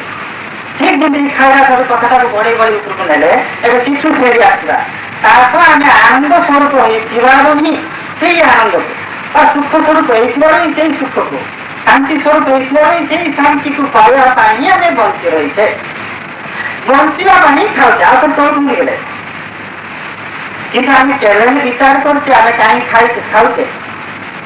କେବେ ବିଚାର କରୁନେ। ଆଜି ଆମେ ଜାଣିଲେ ଯେ ଆମେ କାହିଁକି ଖାଉଛେ? ନିଜ ସ୍ୱରୂପକୁ ଲାଭ କରିବା ପାଇଁ, ଆମେ ଯେ ଆନନ୍ଦ ସ୍ୱରୂପ ଏଇ ସ୍ୱରୂପକୁ ଲାଭ କରିବା ପାଇଁ, ଆମେ ଯେ ସୁଖ ସ୍ୱରୂପ ଏଇ ସ୍ୱରୂପକୁ ଲାଭ କରିବା ପାଇଁ ଆମେ ଖାଉଛେ। କିନ୍ତୁ ଲକ୍ଷ୍ୟହୀନ ଭାବରେ ଆମେ ଖାଇଚାଲିଥିଲେ, ଆଜି ପର୍ଯ୍ୟନ୍ତ ଲକ୍ଷ୍ୟହୀନ ଭାବରେ ଖାଇଚାଲିଥିଲେ, ଲକ୍ଷ୍ୟହୀନ ଭାବରେ ଆମେ କର୍ମ କରି ଚାଲିଥିଲେ। ତେଣୁ ସେ ଗଣ୍ଠି ବଢି ବଢି ଯାଉଥିଲା, ଗଣ୍ଠି ଉପରେ ଗଣ୍ଠି ପଡୁଥିଲା। ସେତେବେଳକୁ ସେଇ ଗଣ୍ଠି ଦ୍ୱାରା ଆମେ ସବୁ ପୁରା ବ୍ୟକ୍ତି କଣ ଭିଡ଼ି ମରିକିରି ବାନ୍ଧିକିରି ଜଟିଳ ଭିତରେ ଆମେ ପଡ଼ିଯାଇଛି ଯେ ଦୁଃଖକୁ ଭୋଗିବାକୁ ବାଧ୍ୟ ଯାଉଛି। ତେଣୁ ବନ୍ଧୁଗଣ ସଜ୍ଜନ ବନ୍ଧୁକୁ ମୁଁ ଅନୁରୋଧ କରୁଛି, ପ୍ରକୃତରେ ଆମର ଜୀବନ ଲକ୍ଷ୍ୟ ହେଉଛି ନିଜ ସ୍ୱରୂପକୁ ଲାଭ କରିବା। ଆମେ ଯେ ସୁଖ ସ୍ୱରୂପ ଆନନ୍ଦ ସ୍ୱରୂପ ପ୍ରକୃତି ଆମେ ମୁକ୍ତ ସ୍ୱରୂପ ଏହି ସ୍ୱରୂପକୁ ଲାଭ କରିବା ପାଇଁ ଆମେ ମଣିଷ ଜନ୍ମ ନେଇଛେ। ଏଇଥିପାଇଁ ଆମେ ଖାଉଛେ, ବଞ୍ଚି ରହିଛେ। ଇଏ ଆଖ୍ୟାରେ ରଖି ଯେଉଁ ମଣିଷ ଯେ ସଜ୍ଜନ ଏଇ ଭାବକୁ ଆଖ୍ୟାରେ ରଖିକରି ତାର ପ୍ରତି ଆରମ୍ଭ କରିବ, ନିଶ୍ଚିତ ଭାବରେ ଧୀରେ ଧୀରେ ସମସ୍ତ ବଞ୍ଚି ଧୀରେ ଧୀରେ ଆଜି ନହେଲେ କାର୍ଯ୍ୟ ଶିଖିଯିବ, ସମସ୍ତ ବନ୍ଧନରୁ ସେ ମୁକ୍ତ ହେଇଯିବ, ସମସ୍ତ ବନ୍ଧନରୁ ସେ ମୁକ୍ତ ହୋଇଯିବ, ନିଜ ସ୍ୱରୂପକୁ ଲାଭ କରି ସମସ୍ତ ଦୁଃଖରୁ ଉଦ୍ଧାର ପାଇଯିବ। ଏଇଭଳି ଦୁଃଖରୁ ଉଦ୍ଧାର ପାଇଁ ଅନେକ ସବୁ ଉପାୟ ବା ବିଷୟବସ୍ତୁ ରହିଛି। ତା ଭିତରେ ଗୋଟେ କହିଲି, ଆଉ ଗୋଟିଏ ବିଷୟ ଗୋଟେ ଦୁଃଖରୁ ଉଦ୍ଧାର ପାଇଁ କଣ ପ୍ରକୃତରେ ଭଲ କଣ ଆମେ ଜାଣିଲେ, ସେଇ ଭଲ ସମ୍ବନ୍ଧୀୟ ଜ୍ଞାନ ପୁଣି ଆମେ ପ୍ରକୃତରେ ଶିଖିବା କଥା। ଆଉ ପୁଣି ମଣିଷ ଭଲରେ ରହୁ ବୋଲି ଭଗବାନ ଆଉ ଗୋଟେ ବ୍ୟବସ୍ଥା ମଧ୍ୟ ଆମ ପାଇଁ କରିଦେଇଛନ୍ତି। ସେ ବ୍ୟବସ୍ଥା କଣ? ସେ ବ୍ୟବସ୍ଥା କଣ? ଏହି ମଣିଷ ଯେତେବେଳେ ଜନ୍ମ ହେଲା, ସେଇ ଜନ୍ମ ଠାରୁ ହିଁ ଆମ ପାଖରେ ଭଗବାନ ଏମିତି କିଛି ଗୋଟେ ଗୁଣ ଦେଇ ଦେଇଛନ୍ତି ଯେ ଯାହାକୁ ଆମେ କହୁଛୁ ଦେଇଛି ଗୁଣ, ଦେବତାର ଗୁଣ। ଦେବତାର ଗୁଣ କଣ? ତ୍ୟାଗ, ସଂଯମ, ସେବା, ସାଧନା, ସତ୍ୟ, ପ୍ରେମ, କ୍ଷମା, ଇଏ ସମସ୍ତ ହିଁ ଦୈବିକ ଗୁଣ। କରୁଣା ତାର ମଧ୍ୟ ଦୈବିକ ଗୁଣ। ସତ୍ୟ କହିଲା ଏଇଟା ଆମେ ଦୈବିକ ଗୁଣ। ଜଣକୁ ବିଶ୍ୱାସ କରିବା ଏଇଟା ଆମେ ଦୈବିକ ଗୁଣ। ତେଣୁ ବିଶ୍ୱାସ କରିବା ମଧ୍ୟ ଦୈବିକ ଗୁଣ। ଏଇଭଳି ଦୈବିକ ଗୁଣ ଆମକୁ ଜନ୍ମରୁ ହିଁ ଭଗବାନ ଦେଇଛନ୍ତି। ପ୍ରକୃତରେ ଯଦି ଆମେ ବଞ୍ଚି ରହିଛୁ କାହିଁକି ବୋଲି ଯଦି ପ୍ରଶ୍ନ କରାଯାଏ ବା ତା ଦ୍ୱାରା ବଞ୍ଚି ରହିଛୁ ବୋଲି ଯଦି ପ୍ରଶ୍ନ ହୁଏ, କେବଳ ଆମେ ଦୈବିକ ଗୁଣ ଦ୍ୱାରା ହିଁ ବଞ୍ଚି ରହିଛୁ। ତାର କେତେ ଉଦାହରଣ ଦଉଛି। ଆମେ ଯେତେବେଳେ ଜନ୍ମ ହେଲେ ମାଙ୍କ ପାଖରେ ଏଇ ଦୈବିକ ଗୁଣ ଥିବା ଦୈବିକ ଗୁଣ ଇଏ ମୋର ସନ୍ତାନ ବିଶ୍ୱାସ କରୁଛନ୍ତି, ପୁଣି ମା ଆମକୁ ପ୍ରେମ କରିଛନ୍ତି, ମା ଆମକୁ ଶ୍ରଦ୍ଧା କରିଛନ୍ତି, ମା ଆମକୁ ବିଶ୍ୱାସ କରୁଛନ୍ତି ଯେ ମୋର ସନ୍ତାନ। ଏହା ତ ଦୈବିକ ଗୁଣ। ଏଇ ଦୈବିକ ଗୁଣ ଦ୍ୱାରା ହିଁ ସେ ଆମକୁ ସେବା କରିବାକୁ ବାଧ୍ୟ ହେଲା। ସେବା ମଧ୍ୟ ଦୈବିକ ଗୁଣ। ଯଦି ସେବା କରିନଥାନ୍ତା ତାହେଲେ ଆମେ ବଞ୍ଚି ରହିଥାନ୍ତୁ କି? ନିଜେ ନିଜେ ବିଚାର କର। ମାଙ୍କର ସେବା ଦ୍ୱାରା ହିଁ ଆମେ ବଞ୍ଚି ରହିଛୁ, ମାଙ୍କର ପ୍ରେମ ଦ୍ୱାରା ହିଁ ଆମେ ବଞ୍ଚି ରହିଛୁ, ମାଙ୍କର ବିଶ୍ୱାସ ଆମ ପ୍ରତି ବିଶ୍ୱାସ ଦ୍ୱାରା ହିଁ ସେ ସବୁ କିଛି କରିଚାଲିଛନ୍ତି। ଦାଦାରେ ଆମେ এই ଆଜି ମଣିଷ ପ୍ରକାଶ କରିପାରିଛି। ଏହି ଦୈବିକ ଗୁଣ ଦ୍ୱାରା ହିଁ ମୋ ଉପରେ ବୁଝା ଗଲାକୁ ଦୈବିକ ଗୁଣ ଦ୍ୱାରା ହିଁ ମଣିଷ ବଞ୍ଚିଯାଇଛି। ଏହି ଦୈବିକ ଗୁଣ ଯଦି ନଥାନ୍ତା ତାହେଲେ ଏଇ ଯେ ସମାଜ ଆଜି ଲୋପ ପାଇଥାନ୍ତା। ଦୈବିକ ଗୁଣ ଦ୍ୱାରା ତାକୁ ପ୍ରତ୍ୟେକ ଜୀବ ଜନ୍ତୁ ଯେତେ ସବୁବେଳେ ଅଛି ସମସ୍ତେ ଦୈବିକ ଗୁଣ ଦ୍ୱାରା। ଆଉ ଉଦାହରଣ ଦଉଛି ପାଠ କିଛି ମିତ୍ର କିନ୍ତୁ ତା ଛୁଆକୁ ସେ ସେବା କରିକି ବସି ଯଦି ସେବା ମନ ଭାବ ଯଦି ତାର ନଥାନ୍ତା ତାର ବୟସ ଲୋପ ହୋଇଥାନ୍ତା। ଯାହାକୁ ଆମେ ଚୋର ବିକ୍ରି କରୁଛୁ ସେ ଚୋରଙ୍କ ପାଖରେ ଦୈବିକ ଗୁଣ ଅଛି। ଚୋର କଣ ତାଙ୍କ ପିଲା ପିଲାଙ୍କୁ ଭଲ ପାଉନି, ତାଙ୍କ ସ୍ତ୍ରୀକୁ କଣ ବିଶ୍ୱାସ କରୁନି, ସେଟା ତ ଦୈବିକ ଗୁଣ। ଏବେ ଆମର ଶିକ୍ଷକ କହୁଥିଲା ଆମେ ଦୋକାନକୁ ଯାଉଛେ, ଦୋକାନ ଯାଉଛୁ କଣ ଜିନିଷ ଯେତେବେଳେ ଆମେ ମାଗୁଛେ ଆଉ ସାବୁନ ଖଣ୍ଡେ ଦିଅ, ସେ ସାବୁନ ଆମକୁ ଦେଇଦେଲେ କେତେ ଦାମ ୟାର ଏତେ ପଇସା ଦେଲେ ତାକୁ ସେ ବିଶ୍ୱାସ ନାହିଁ। ଯୋଉ ବିଶ୍ୱାସ କଲେ ଆମକୁ ସାବୁନ ଦେଲା ପରେ ଯେ ଏତିକି ପଇସା ମତେ ଦେବେ, এই যে বিশ্বাসটা তো দৈবিক গুণ। এই দৈবিক গুণ যদি তাଙ୍କ ପାଖରେ ନଥାନ୍ତା ସେ ଯଦି ବିଚାରିଥାନ୍ତେ ମୁଁ ସାବୁନ ଦୌଡୁ ଦୌଡୁ ଏ ସାବୁନଟାକୁ ଧରିକି ଧାଇଁଥାନ୍ତି, ଧାଇଁ ଚାଲିଯିବେ, ମୁଁ ଆଉ ପଇସା ପାଇପାରିବିନି, ଏଇ ଅଭିଶାପ ଯଦି କରନ୍ତେ ତାହେଲେ କଣ ଜିନିଷ କିଣି ପାରିଥାନ୍ତେ କି? ଆମେ କୌଣସି କାମ ଦାମରେ ଆସିଲା ବେଳକୁ ଆମ ଘର ପହଞ୍ଚିଲା ବେଳକୁ ଘରେ ରନ୍ଧା ଖାଉଛୁ, ଦ୍ୱାରା କି ଗୁଣ ଦ୍ୱାରା ରନ୍ଧା ହେଇସାରିଲା? ଦୈବିକ ଗୁଣ ଦ୍ୱାରା। ତାର ସ୍ତ୍ରୀ ଆମ ପ୍ରତି ସ୍ତ୍ରୀଙ୍କର ଯୋଉ ମନୋଭାବ ବା ଯୋଉ ବିଶ୍ୱାସ ସିଏ ତ ଦୈବିକ ଗୁଣ। ମୋର ସ୍ୱାମୀ କାମରେ ଆସିଲେ ଏତିକି ସମୟ ହେଇଗଲା ସେ ଖାଇବା ଭିତରେ ସେ ଆଗରୁ ଆମକୁ ବିଶ୍ୱାସ କରି ରନ୍ଧାବଢ଼ା କରିବେ, ସେ ଆଗରୁ ସବୁ ପ୍ରସ୍ତୁତ କରିଦେଉଛନ୍ତି। ସେଇ ଦୈବିକ ଭାବ ଯଦି ତାଙ୍କ ପାଖରେ ନଥାନ୍ତା ଆମେ ଘରକୁ ପହଞ୍ଚିଲା ଅର୍ଥ ଖାଇପାରିଥାନ୍ତେ, ଭାତ ନଥାନ୍ତା। ତାପରେ ଏଇଭଳି ଭାବରେ ପ୍ରତ୍ୟେକ କଥାକୁ ଧରି ନିଅନ୍ତୁ, ପ୍ରତ୍ୟେକ ପାଖରେ ଦୈବିକ ଗୁଣ ହିଁ କାର୍ଯ୍ୟକାରୀ ହେଉଛି। କିନ୍ତୁ ଏ ମଣିଷ ବୁଝିପାରୁନି, ଏ ମଣିଷ ବୁଝିପାରୁନି। ଆମେ ଯଦି ଏଇ ଦୈବିକ ଗୁଣକୁ ଯଦି ବଢ଼େଇଦେବା ଧୀରେ ଧୀରେ ଧୀରେ ତାହେଲେ ଏ ମଣିଷ ଯୋଉ ଦୁଃଖ ପାଉଛି ଏ ଦୁଃଖ ଧୀରେ ଧୀରେ ଧୀରେ ଧୀରେ କମିଯାଆନ୍ତା। ତେଣୁ ଦିବ୍ୟ ସମୟରେ ପ୍ରଶ୍ନ କରେ ଆମେ ଯଦି ବଞ୍ଚି ରହୁଛୁ ତା ଦ୍ୱାରା ଦୈବିକ ଗୁଣ ଦ୍ୱାରା, ଯଦି କିଛି ଦୁଃଖ ପାଉ ତା ଦ୍ୱାରା ଆଶ୍ରିତ ଗୁଣ ଦ୍ୱାରା, ତାର ବିପରୀତ ଗୁଣ କଣ ପାଉଛି? ଆଶ୍ରିତ ଗୁଣ। କାହିଁକିନା ସେବା ବଦଳରେ ତାରା, ପ୍ରେମ ବଦଳରେ ହିଂସା, ଏগুলো ତାର ବିପରୀତ ଗୁଣ। ଦୈବିକ ଗୁଣର ବିପରୀତ ଗୁଣ କଣ ଅଛି? ଆଶ୍ରିତ ଗୁଣ। ଆଜି ଏଇ ଯୁଗରେ ବର୍ତ୍ତମାନ ସେଇ ଆଶ୍ରିତ ଗୁଣର ପ୍ରଭାବ ବେଶୀ ବଢିଯିବାରୁ, ଆଶ୍ରିତ ଗୁଣର ପ୍ରଭାବ ବେଶୀ ବଢିଯିବାରୁ, ମାତ୍ରା ବେଶୀ ବଢିଯିବାରୁ ଆଜି ଆମେ ଦୁଃଖ ପାଇବାକୁ ବାଧ୍ୟ ହଉଛୁ।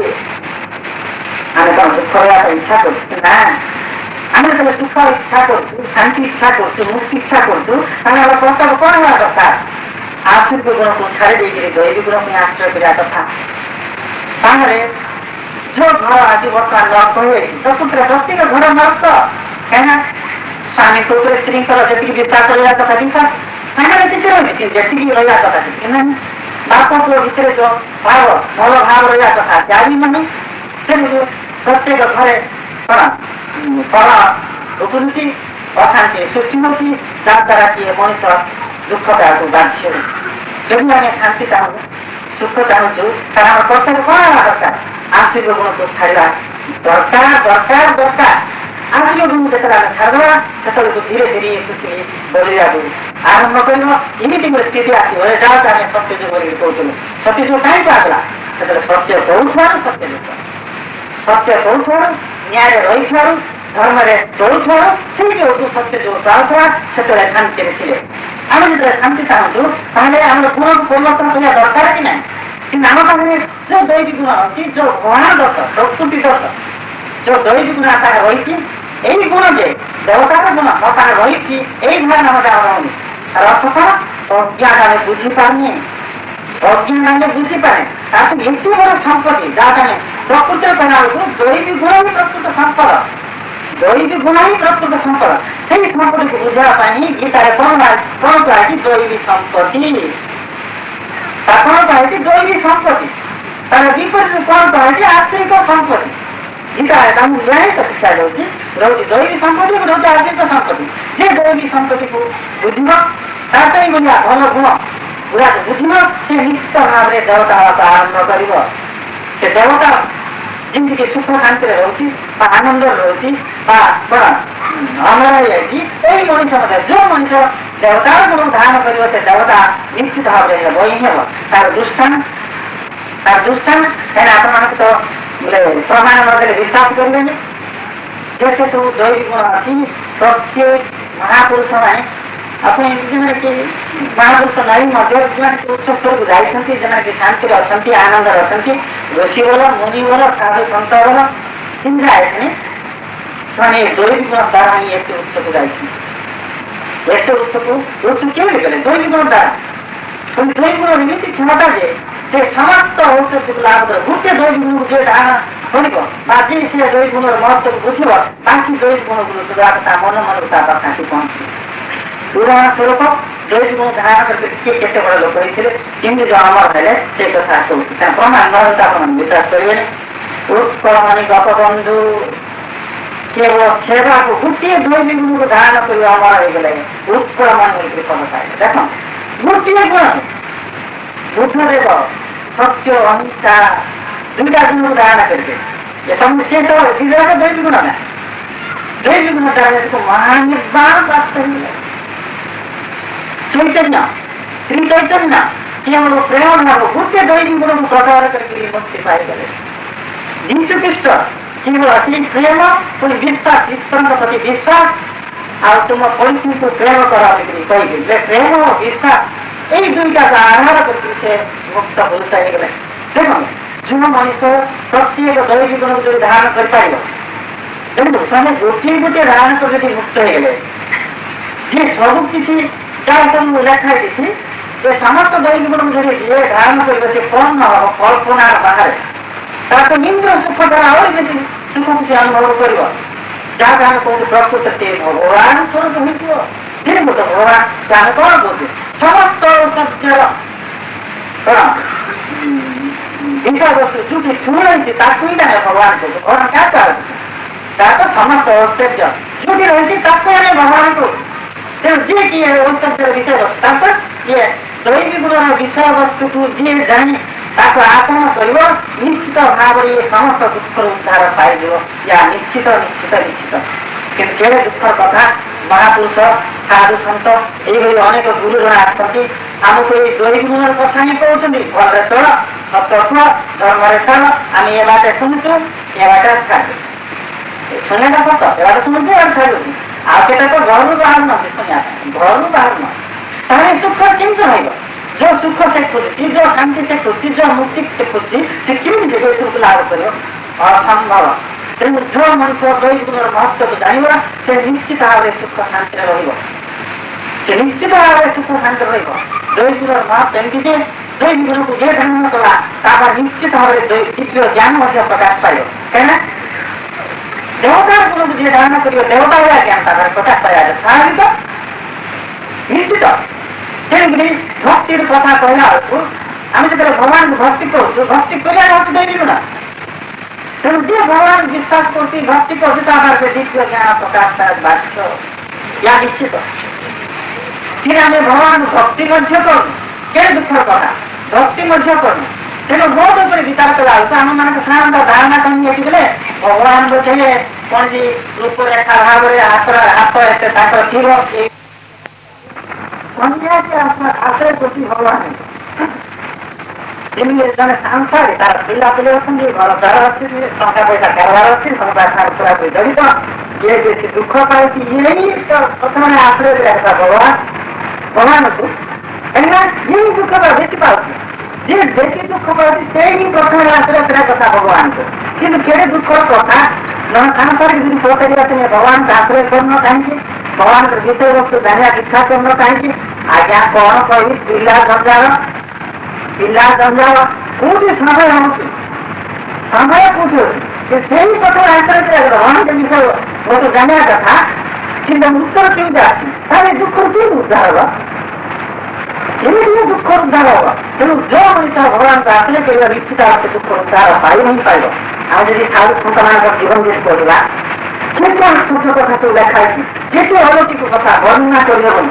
ସେ କେମିତି ଭକ୍ତମାନଙ୍କୁ ତାଙ୍କର ଦାସମାନଙ୍କୁ ସେ କେମିତି ଉଦ୍ଧାର କରୁଛନ୍ତି, ଆଶ୍ଚର୍ଯ୍ୟ ଲାଗିବ, ଆଶ୍ଚର୍ଯ୍ୟ। ସେଥିରେ ଗୋଟେ କଥା କହିବି, କିଭଳି ଆଶ୍ଚର୍ଯ୍ୟ କଥା ଏଇଟା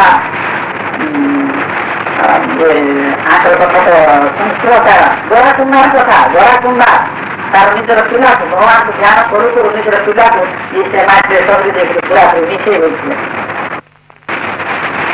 ସେଥିରୁ ସେଇ ଭକ୍ତି ବଳରେ ସେଇ ଭଗବାନଙ୍କ ବିଶ୍ୱାସ ଦ୍ୱାରା ସେଇ ସତ୍ୟତା ଦ୍ୱାରା ତାର ନିଜର ପିଲାଙ୍କୁ ବି ସେ ଲାଭ କରିଦେଲା। କିନ୍ତୁ ତାଙ୍କ ଦିଟା ହାତ କଟି ଯାଇଥିଲା, ଗଳା କୁଣ୍ଡା ହାତ ମଧ୍ୟ ହାତରେ ଲାଗିଗଲା। ଏଇଟା ବେଶୀ ଦିନର କଥା ନୁହେଁ, 400 ବର୍ଷ ତଳର କଥା। ତ ପୂର୍ବର କଥା ମୁଁ କହୁନି, ଓ ସତ୍ୟ ଯୁଗ କି ଦ୍ୱାପର ତ୍ରେତୟାର କଥା ମୁଁ କହୁନି, ଏଇ କଳି ଯୁଗର କଥା। 400 ବର୍ଷ ତଳର କଥା। ୟା ସ୍ୱରାଜ୍ୟରେ ଘଟିଲା ମହାରାଷ୍ଟ୍ର, ଏଇ ଭାରତରେ ମହାରାଷ୍ଟ୍ର କଥା, ମହାରାଷ୍ଟ୍ର କଥା ଇଂଲିଶ ମାନଙ୍କ ପୂର୍ବରୁ ଯେତେବେଳେ ମୁସଲମାନ ମାନେ, ଓ ସତ୍ୟ ଯୁଗ କି ଦ୍ୱାପର ତ୍ରେତୟାର କଥା ମୁଁ କହୁନି, ଏଇ କଳି ଯୁଗର କଥା। 400 ବର୍ଷ ତଳର କଥା। ୟା ସ୍ୱରାଜ୍ୟରେ ଘଟିଲା ମହାରାଷ୍ଟ୍ର, ଏଇ ଭାରତରେ ମହାରାଷ୍ଟ୍ର କଥା, ମହାରାଷ୍ଟ୍ର କଥା ଇଂଲିଶ ମାନଙ୍କ ପୂର୍ବରୁ ଯେତେବେଳେ ମୁସଲମାନ ମାନେ ରାଜତ୍ୱ କରୁଥିଲେ ସେଇ ସମୟର କଥା ମୁଁ କହୁଛି। ବେଶୀ ଦିନ ରହୁଛି ନାହିଁ, ହାତ କଣ ଯାଇଥିଲା, ହାତ ମିଶିଗଲା, ପିଲା ମରିଯାଇଥିଲା, ପିଲା ଆଉ ସେ ପିଲାଟା ସେ ପାଇଦେଲେ। ଯେତେବେଳେ ହାତ ନଥିବାରୁ ତାকে ହାଣ୍ଡି କଣ ଗଢ଼ି ପାରୁନଥିଲେ, କୃଷ୍ଣ ଭଗବାନ ନିଜେ ଆସିଥିଲେ ହାଣ୍ଡି କରୁଥିଲେ। ଯେଉଁମାନେ ରାଜତା ଭକ୍ତି କରୁଥିବେ ତାଙ୍କୁ ସେ ଭିତରେ କେତେବେଳେ ଏଇଭଳି ବର୍ତ୍ତମାନର କଥା ସବୁ ମିଳିବ। ଆଉ ଯଦି ମହାପୁରୁଷ ମାନଙ୍କର ଜୀବନୀ ଯାହାକୁ ଜାଣିବା ଇଚ୍ଛା କରିବେ, ଏଇଭଳି ଅନେକ କଥା ସବୁ ଅଲୌକିକ କଥା ସବୁ ଯାକ ସବୁ ରହୁଛି। ଆଉ ଗୋଟେ ଛୋଟ କଥା କହୁଛି, ଜଣେ ଭକ୍ତ ତାଙ୍କର ଆସିନଥିଲା, ଅନୁଭବ ଯାଇଥିଲେ। ସେ ସବୁଦିନ ଗୋଟିଏ ଗାଁରୁ ଏଇ କଥା ମଧ୍ୟ ଅଳ୍ପ ଦିନ କଥା ଏଇଟା। ତାଙ୍କର ଗାଁରେ ମନ୍ଦିର ନଥିଲା, ତାଙ୍କ ଗାଁ ଗୋଟେ 3-4 କିଲୋମିଟର ଦୂର ମନ୍ଦିର ଥିଲା। ସେ ତ ଅନ୍ଧ ଇଏ କଣ କରୁଥିଲେ, ସେତେବେଳେ ଅଭ୍ୟାସରେ ସେଇ ଆଜି କଣ ଆଖି ନଉଥିଲେ ମଧ୍ୟ ସେ ଅଭ୍ୟାସ ଭାବେ ସେ ମନ୍ଦିରକୁ ଯାଇଥିଲେ ସବୁଦିନ କୀର୍ତ୍ତନ କରୁଥିଲା, ଆଉଥରେ ଫେରି ଆସୁଥିଲା। ଦୁନିଆ କଣ ହେଲା, ଇଏ ପାଖରେ କେତେଜଣ ସବୁ ଡକାୟତ ଆଗରି ଗଲେ, ଅନାହ ଟିକେ ଟିକେ ଆସିଲା, ସେ ଫେରିଲା ବେଳକୁ ତାକୁ ଧରିଲେ। ଡକାୟତ ମାନଙ୍କର ଭାବ ତ ସ୍ୱାଭାବିକ ହିଂସ୍ର, କୌଣସି ପ୍ରକାର ମୁଁ ଡରା ଧରି କରି କିଛି ନା କିଛି ଏମିତି ନଥିଲେ ଗାଁଟା ବି ତ ପିନ୍ଧିଆ ଗାଁଟା ମଜା ଗାଁଟା ସରି ନାହାନ୍ତି, ନହେଲେ ଲହଳା ହେଇଥାନ୍ତେ। କଣ କଲେ ତାଙ୍କ ପାଖରେ ଏବେ ସ୍ତ୍ରୀର ଶିକ୍ଷା ଥିଲା, ସେ ଶିକ୍ଷା ସରେଇ ନେଇଗଲେ। ହେଲେ କିଛି ପଇସା ମିଳିଲାନି ବୋଲି ଯଦି କଣ କଲେ, ସେ ପ୍ରତିଦିନ ଗଲାବେଳକୁ ଖଞ୍ଜୁରୀ ଗୋଟେ ଧରିକି ଯାଉଥିଲେ। ଖଞ୍ଜୁରୀ ଯଦି ଜାଣତ କିଛି ମିଳିଲାନି, ରାଜି ଯାଇକି ସେ ଖଞ୍ଜୁରୀଟାକୁ ଫେରିଥିଲେ। କିଛି ଦୂର ଗଲା ପରେ ଗୋଟେ 20-30 ହାତ ଗଲା ପରେ ଦେଖନ୍ତୁ ଭଗବାନଙ୍କର କ୍ରିୟା, ସେଠୁ ଯେତେ ସବୁ ଶୁଣ ଦରକାର ତାକୁ ହଇରାଣ କରିଥିଲେ, ସମସ୍ତଙ୍କର ଆଖ୍ୟା ଦେଖାଗଲା, ଆଖ୍ୟା ଦେଖାଗଲା। କେମିତି ଦରକାର କେମିତି ଯିବ, ଇଏ ତ ଅନ୍ଧ, ଦରକାର କାହିଁକି ଅନ୍ଧ ହେଇଗଲେ। ସେଠୁ ସେ ତୁ ଡକା ଖାଇଲେ ବାବୁ ଆମକୁ ଧ୍ୟାନ କର, ତୁମର ଖଞ୍ଜୁଟା ତୁମେ ଗରିବ ଆଉଥରେ ଫେରି ଆସିକି ଯେତେବେଳେ ଖଞ୍ଜୁଟା ଦେଇଦେଲେ ଆଉଥରେ ଆଖି ଦେଖାଗଲା। এইভাবে অনেক কথা ସବୁ ଆସ ଭଗବାନ ଆମକୁ ପ୍ରତିମୂର୍ତ୍ତିରେ ସାହାଯ୍ୟ କରିବାକୁ ସବୁବେଳେ ସ୍ୱଚ୍ଛ ଅଛନ୍ତି, ଆମ ପାଖରେ ବି ରହିଛନ୍ତି। ଜ୍ଞାନର ଅଭାବରୁ ଆମେ ବୁଝିପାରୁନେ, ଜ୍ଞାନର ଅଭାବରୁ ଏ ରହସ୍ୟଟା ମୁଁ ବୁଝିପାରୁନେ, ଜାଣିବାକୁ ଇଚ୍ଛା କରୁନେ। ଛୋଟ ପିଲା ପ୍ରହ୍ଲାଦ ତା ବାପା ଯେତେବେଳେ ପଚାରିଲେ ଭଗବାନ କୋଉଠି ଅଛନ୍ତି, ସବୁଠି ଅଛନ୍ତି, ଏ ସମୟରେ ଅଛନ୍ତି କି, ସେଠି ଅଛନ୍ତି। ରାଜି ଯାଇକି ଯେତେବେଳେ ଅବଶ୍ୟ ଲେଖକମାନେ ତାକୁ ଭିନ୍ନ ଭିନ୍ନ, କିଏ କହିଲେ ତାକୁ ଗଦାୟ ମାରିଦେଲେ, କିଏ କହିଲେ ସେ କଣ ଗାଡ଼ିରେ ସ୍ତମ୍ଭକୁ, କିଏ ଲେଖିଛନ୍ତି ଯେ ଖଣ୍ଡାରେ ଆଣିଦେଲେ, ଆଉ କିଏ କହୁଛନ୍ତି ଯେ ତାକୁ ଲାଠ ମାରିଦେଲେ। ତା ଭିତରେ ଯେହେତୁ ଭଗବାନ ବିଷ୍ଣୁ ଅବତାର ଧ୍ୟାନ କରୁଛନ୍ତି, ଛୋଟ ପିଲାଟି ଭଗବାନ ଯେ ସବୁଠାରେ ଅଛନ୍ତି ବୋଲି ସେ ଉପଲବ୍ଧି କରିଥିଲେ, ପିଲାମାନେ ସବୁ ବୁଢା ହେଇଗଲେ ଭଗବାନ କାହାନ୍ତି ଲୋକ। ଛୋଟ ପିଲା ଭଗବାନଙ୍କ ଅସ୍ତିତ୍ୱକୁ ପ୍ରତି ମୁହୂର୍ତ୍ତରେ ପ୍ରତ୍ୟେକ ପାଖରେ ଉପଲବ୍ଧି କରୁଥିଲେ, ପିଲାମାନେ ସବୁ ବୁଢା ହେଇଗଲେ ଭଗବାନ କାହାନ୍ତି ବୋଲି ଜାଣନ୍ତି। ସେ ଦୁଃଖର କଥା। ଏଇଥିପାଇଁ ରାମକୃଷ୍ଣ ପରମହଂସ କଣ କହୁଥିଲେ, ପ୍ରକୃତିରେ ଆମେ ଭଗବାନଙ୍କ ବିଷୟବସ୍ତୁ ଜାଣିବା କଥା, ତାଙ୍କର ଆଶ୍ରୟ କରିବା କଥା। ଆଶ୍ରୟ ନ କଲେ ଦୁଃଖ ମଣିଷ ଭୋଗ କରିବ ହିଁ କରିବ। এই বিষয়କୁ ବୁଝିବାକୁ ଯାଇକି ତାଙ୍କୁ ଗୋଟେ ରୂପକ ମାଧ୍ୟମରେ କଥା କହୁଛନ୍ତି। କଣ ସେ କଥା? ଘୃଣା ବୋଲି ଯୋଉଟା ମାନିବା ଗିରି ଗହମ କାନ୍ଦର ଯୋଉଟା ଚୁରୁ ଯାହା ଆମେ କହୁଛୁ ଘୃଣା। ତଳପଟି ଘୁରୁଥିବ, ଉପରେ ପଟି ଥିବ, ଉପରେ ପଟି ଘୁରୁଥିବ, ତଳପଟି ଘୁରୁ ନଥିବ। ସେଥିରେ ଯଦି ଆମେ ମାନିବା ପକେଇ ଯଦି ଘୁରିଦେବା, ନହେଲେ ଗିରି ପକେଇ ଯଦି ଉପରେ ପଟିକି ଘୁରିଦେବା, କଣ ଅଛି ଶୁଣା ହେଇକି ବାହାରକୁ ନା ନାଇଁ? ରାମକୃଷ୍ଣ ପରମହଂସ କଣ କହୁଛନ୍ତି, କିଛି ପକେଇ ଦେଇକିରି କିଛି ଘୁରି ଦିଅ, କିନ୍ତୁ ଶୁଣାଇକି ବାହାରି ପଡ଼ିବ ଉପର ଟକିକୁ ଉଠିକିରି ଦେଖ ମଝିରେ ଯୋଉଟା ତାର କିଣା ପାଖରେ ଯୋଉ ସବୁ ରହିଛି ସେଟା କେବେ ଚୁନା ହେଇନଥିବ ସେ କେବେ ଚୁନା ହେଇନଥିବ ତାଠୁ 2-3 ମିନିଟ ଦୂରରେ ଥିବାର 2 ଫଳ ହେଇଥିବ ଆଉ 4-5 ମିନିଟ ଦୂରରେ ଥିବାର 6-8 ଫଳ ହେଇଥିବ ଏଇଭଳି ସବା ସେଥିରେ ଥିବା ପୁରାପୁରି ଚୁନା ହେଇକି ବାହାରିଛି ଦେଖ ଏଠି ଏକଥା ତାତ୍ପର୍ଯ୍ୟ ୟାଦେ ରାମକୃଷ୍ଣ ପରମହଂସ କଣ କହୁଛନ୍ତି ସେ କିଣା ରହୁଛି ଭଗବାନ ସେ କେନ୍ଦ୍ର ଥିଲା ତାକୁ ସେଣ୍ଟର କିଣା ଅଛି ଭଗବାନ ତାଙ୍କୁ କେନ୍ଦ୍ର କରିକି ଏ ଦୁନିଆ ଏ ସଂସାର ତକ ପ୍ରତି ମୁହୂର୍ତ୍ତରେ ଘୁରୁଛି ଯୋଉ ମଣିଷ ସେଇ କ୍ରିୟାକୁ ଆଶ୍ରୟ କରିକି ରହିବ ତାକୁ ଭଗବାନକୁ ଆଶ୍ରୟ କରିକି ରହିବ ସେ କେବେ ଚୂନା ହବ ନାହିଁ ସେ କେବେ ଚୂନା ହବନି ଭଗବାନ ଠାରୁ ଯିଏ ଯେତେ ଦୂରେଇ ଯିବ ସେତେ ଜାଣିକି କଣ ସେ ଏତେ ହେଇକି ଦୁଃଖ ପାଇବ ଯାହା ନିଶ୍ଚିତ କଥା କେତେ ସୁନ୍ଦର କଥା ଦେଖନ୍ତୁ ଆମେ ପୁରାପୁରି ଭଗବାନକୁ ଛାଡ଼ି ତେଣୁ ଯୋଉ ମଣିଷ ଭଗବାନକୁ ଛାଡ଼ିବ ସେ ଦୁଃଖ ପାଇବ ହିଁ ପାଇବ ତେଣୁ ପ୍ରଥମରେ କହିଲି ଭଗବାନଙ୍କୁ କଳ୍ପନା କରନ୍ତି ଯେ ତାଙ୍କର 4ଟା ହାତ ଅଛି କି 8ଟା ହାତ ଅଛି ଏମିତି ନାହିଁ ତାଙ୍କର ଏତେ ଶକ୍ତି ଯେ ତାଙ୍କେ ଯେକୌଣସି ରୂପ ଧ୍ୟାନ କରିପାରିବେ ତେଣୁ ମୋର ଉପରେ ବୁଝାର ଅଛି ଯେ ଭଲଟା ହିଁ ଭଗବାନ ସତ୍ୟ ହିଁ ଭଗବାନ ଧର୍ମ ହିଁ ଭଗବାନ ମହାତ୍ମା ଗାନ୍ଧୀ କଣ କହୁଥିଲେ ମହାତ୍ମା ଗାନ୍ଧୀ କଥା ସତ୍ୟ ହିଁ ଭଗବାନ ସତ୍ୟ ହିଁ ବିଷ୍ଣୁ ସତ୍ୟ ହିଁ ଈଶ୍ୱର ଗୋଟିଏ ସତ୍ୟକୁ କେନ୍ଦ୍ର କରି ସେ କେତେ ପଦ କହୁଥିଲେ ତେଣୁ ଯାହା ସତ୍ୟ ସେ ହିଁ ଭଗବାନ ଯାହା ଧର୍ମ ସେଟା ହିଁ ଭଗବାନ ଯାହା ଭଲ ସେଟା ହିଁ ଭଗବାନ ତେଣୁ ଯୋଉ ମଣିଷ ଭଲକୁ ଆଶ୍ରୟ କରିବ ସେ ଧୀରେ ଧୀରେ ଭଲ ହବ ହିଁ ହବ ଯାହାକୁ ନିୟମ ପ୍ରକୃତିର ନିୟମ କିନ୍ତୁ ଆମେ କଣ କରୁଛୁ ବୋଧେ ଭଲ ହବାକୁ ହେଲେ ରୁଚି ହବାକୁ ହେଲେ ବଣ ଜଙ୍ଗଲକୁ ଯିବାକୁ ପଡିବ ନ ଖାଇ ନ ପିଇ ତପସ୍ୟା କରିବାକୁ ପଡିବ ଆମ ଧାରଣା ହେଇଯାଇଛି ନା ତାହେଲେ ଭଲ ଯେ ଭଗବାନ ସତ୍ୟ ଯେ ଭଗବାନ ଇଆ ଭୁଲି ଯାଇଛେ ବୋଧେ ଭଗବାନଙ୍କୁ ପାଇବାକୁ ହେଲେ ବଣକୁ ଯିବାକୁ ପଡିବ ନ ଖାଇ ନ ପିଇ ତପସ୍ୟା କରିବାକୁ ପଡିବ ଏଇଭଳି ଆମ ଧାରଣା ଏଇଭଳି ବି ତପସ୍ୟା କରୁଥିଲେ କଣ ନାହିଁ ଅସୁରମାନେ ତପସ୍ୟା କରୁଥିଲେ ଅସୁରମାନେ କଣ କରୁଥିଲେ ନିଆଁ ଝାଡ଼ିକିରି ମଝିରେ ଠିଆ ହେଇକିରି ସେ ଗୋଟେ ମଝିରେ ଠିଆ ହେଇକିରି ସେ ପାଣି ଭିତରେ ବୁଡ଼ିକିରି ଏଇଭଳି ତପସ୍ୟା କରୁଥିଲେ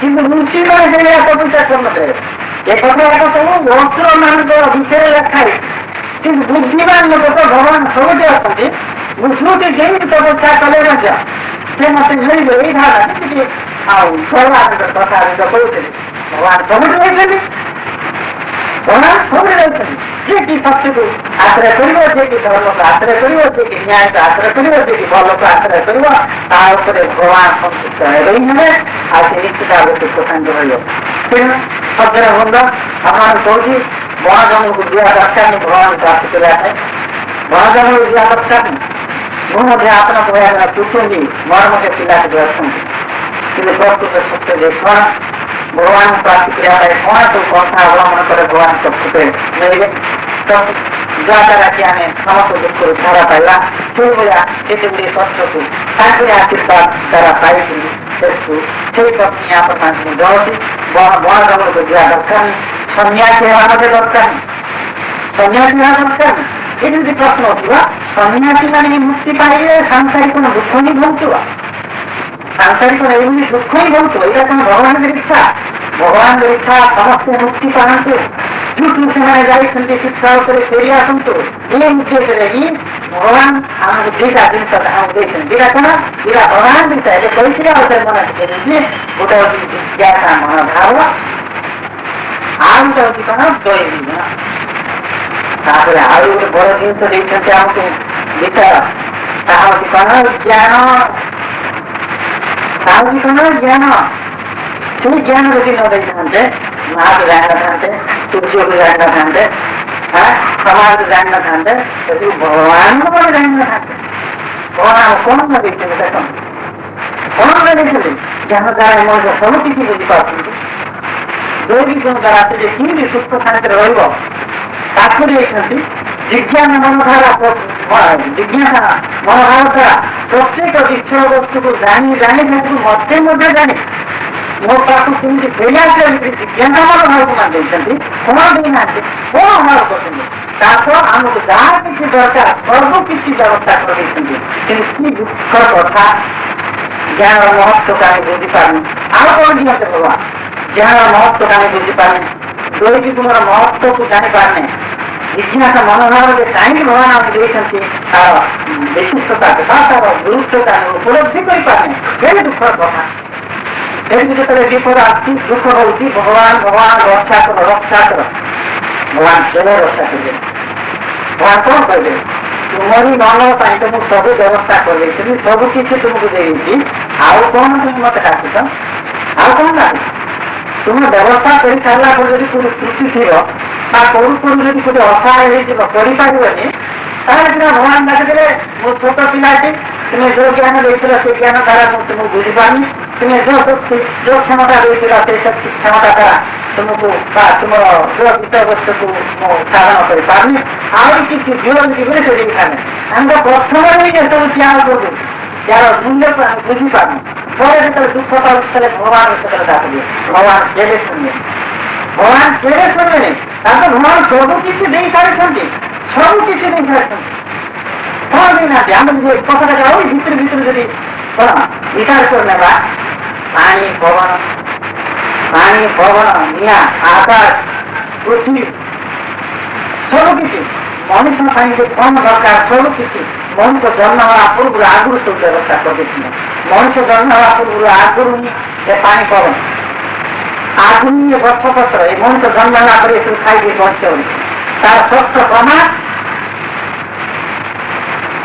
ମଣିଷ ଛୁଆ ଛୁଆ ପେଟ ଭିତରେ ମା ଗର୍ଭରେ ଥିବା ଅବସ୍ଥାରେ ହିଁ ମା ସ୍ଥାନରେ କ୍ଷୀର ଭରି ଦେଉଛନ୍ତି।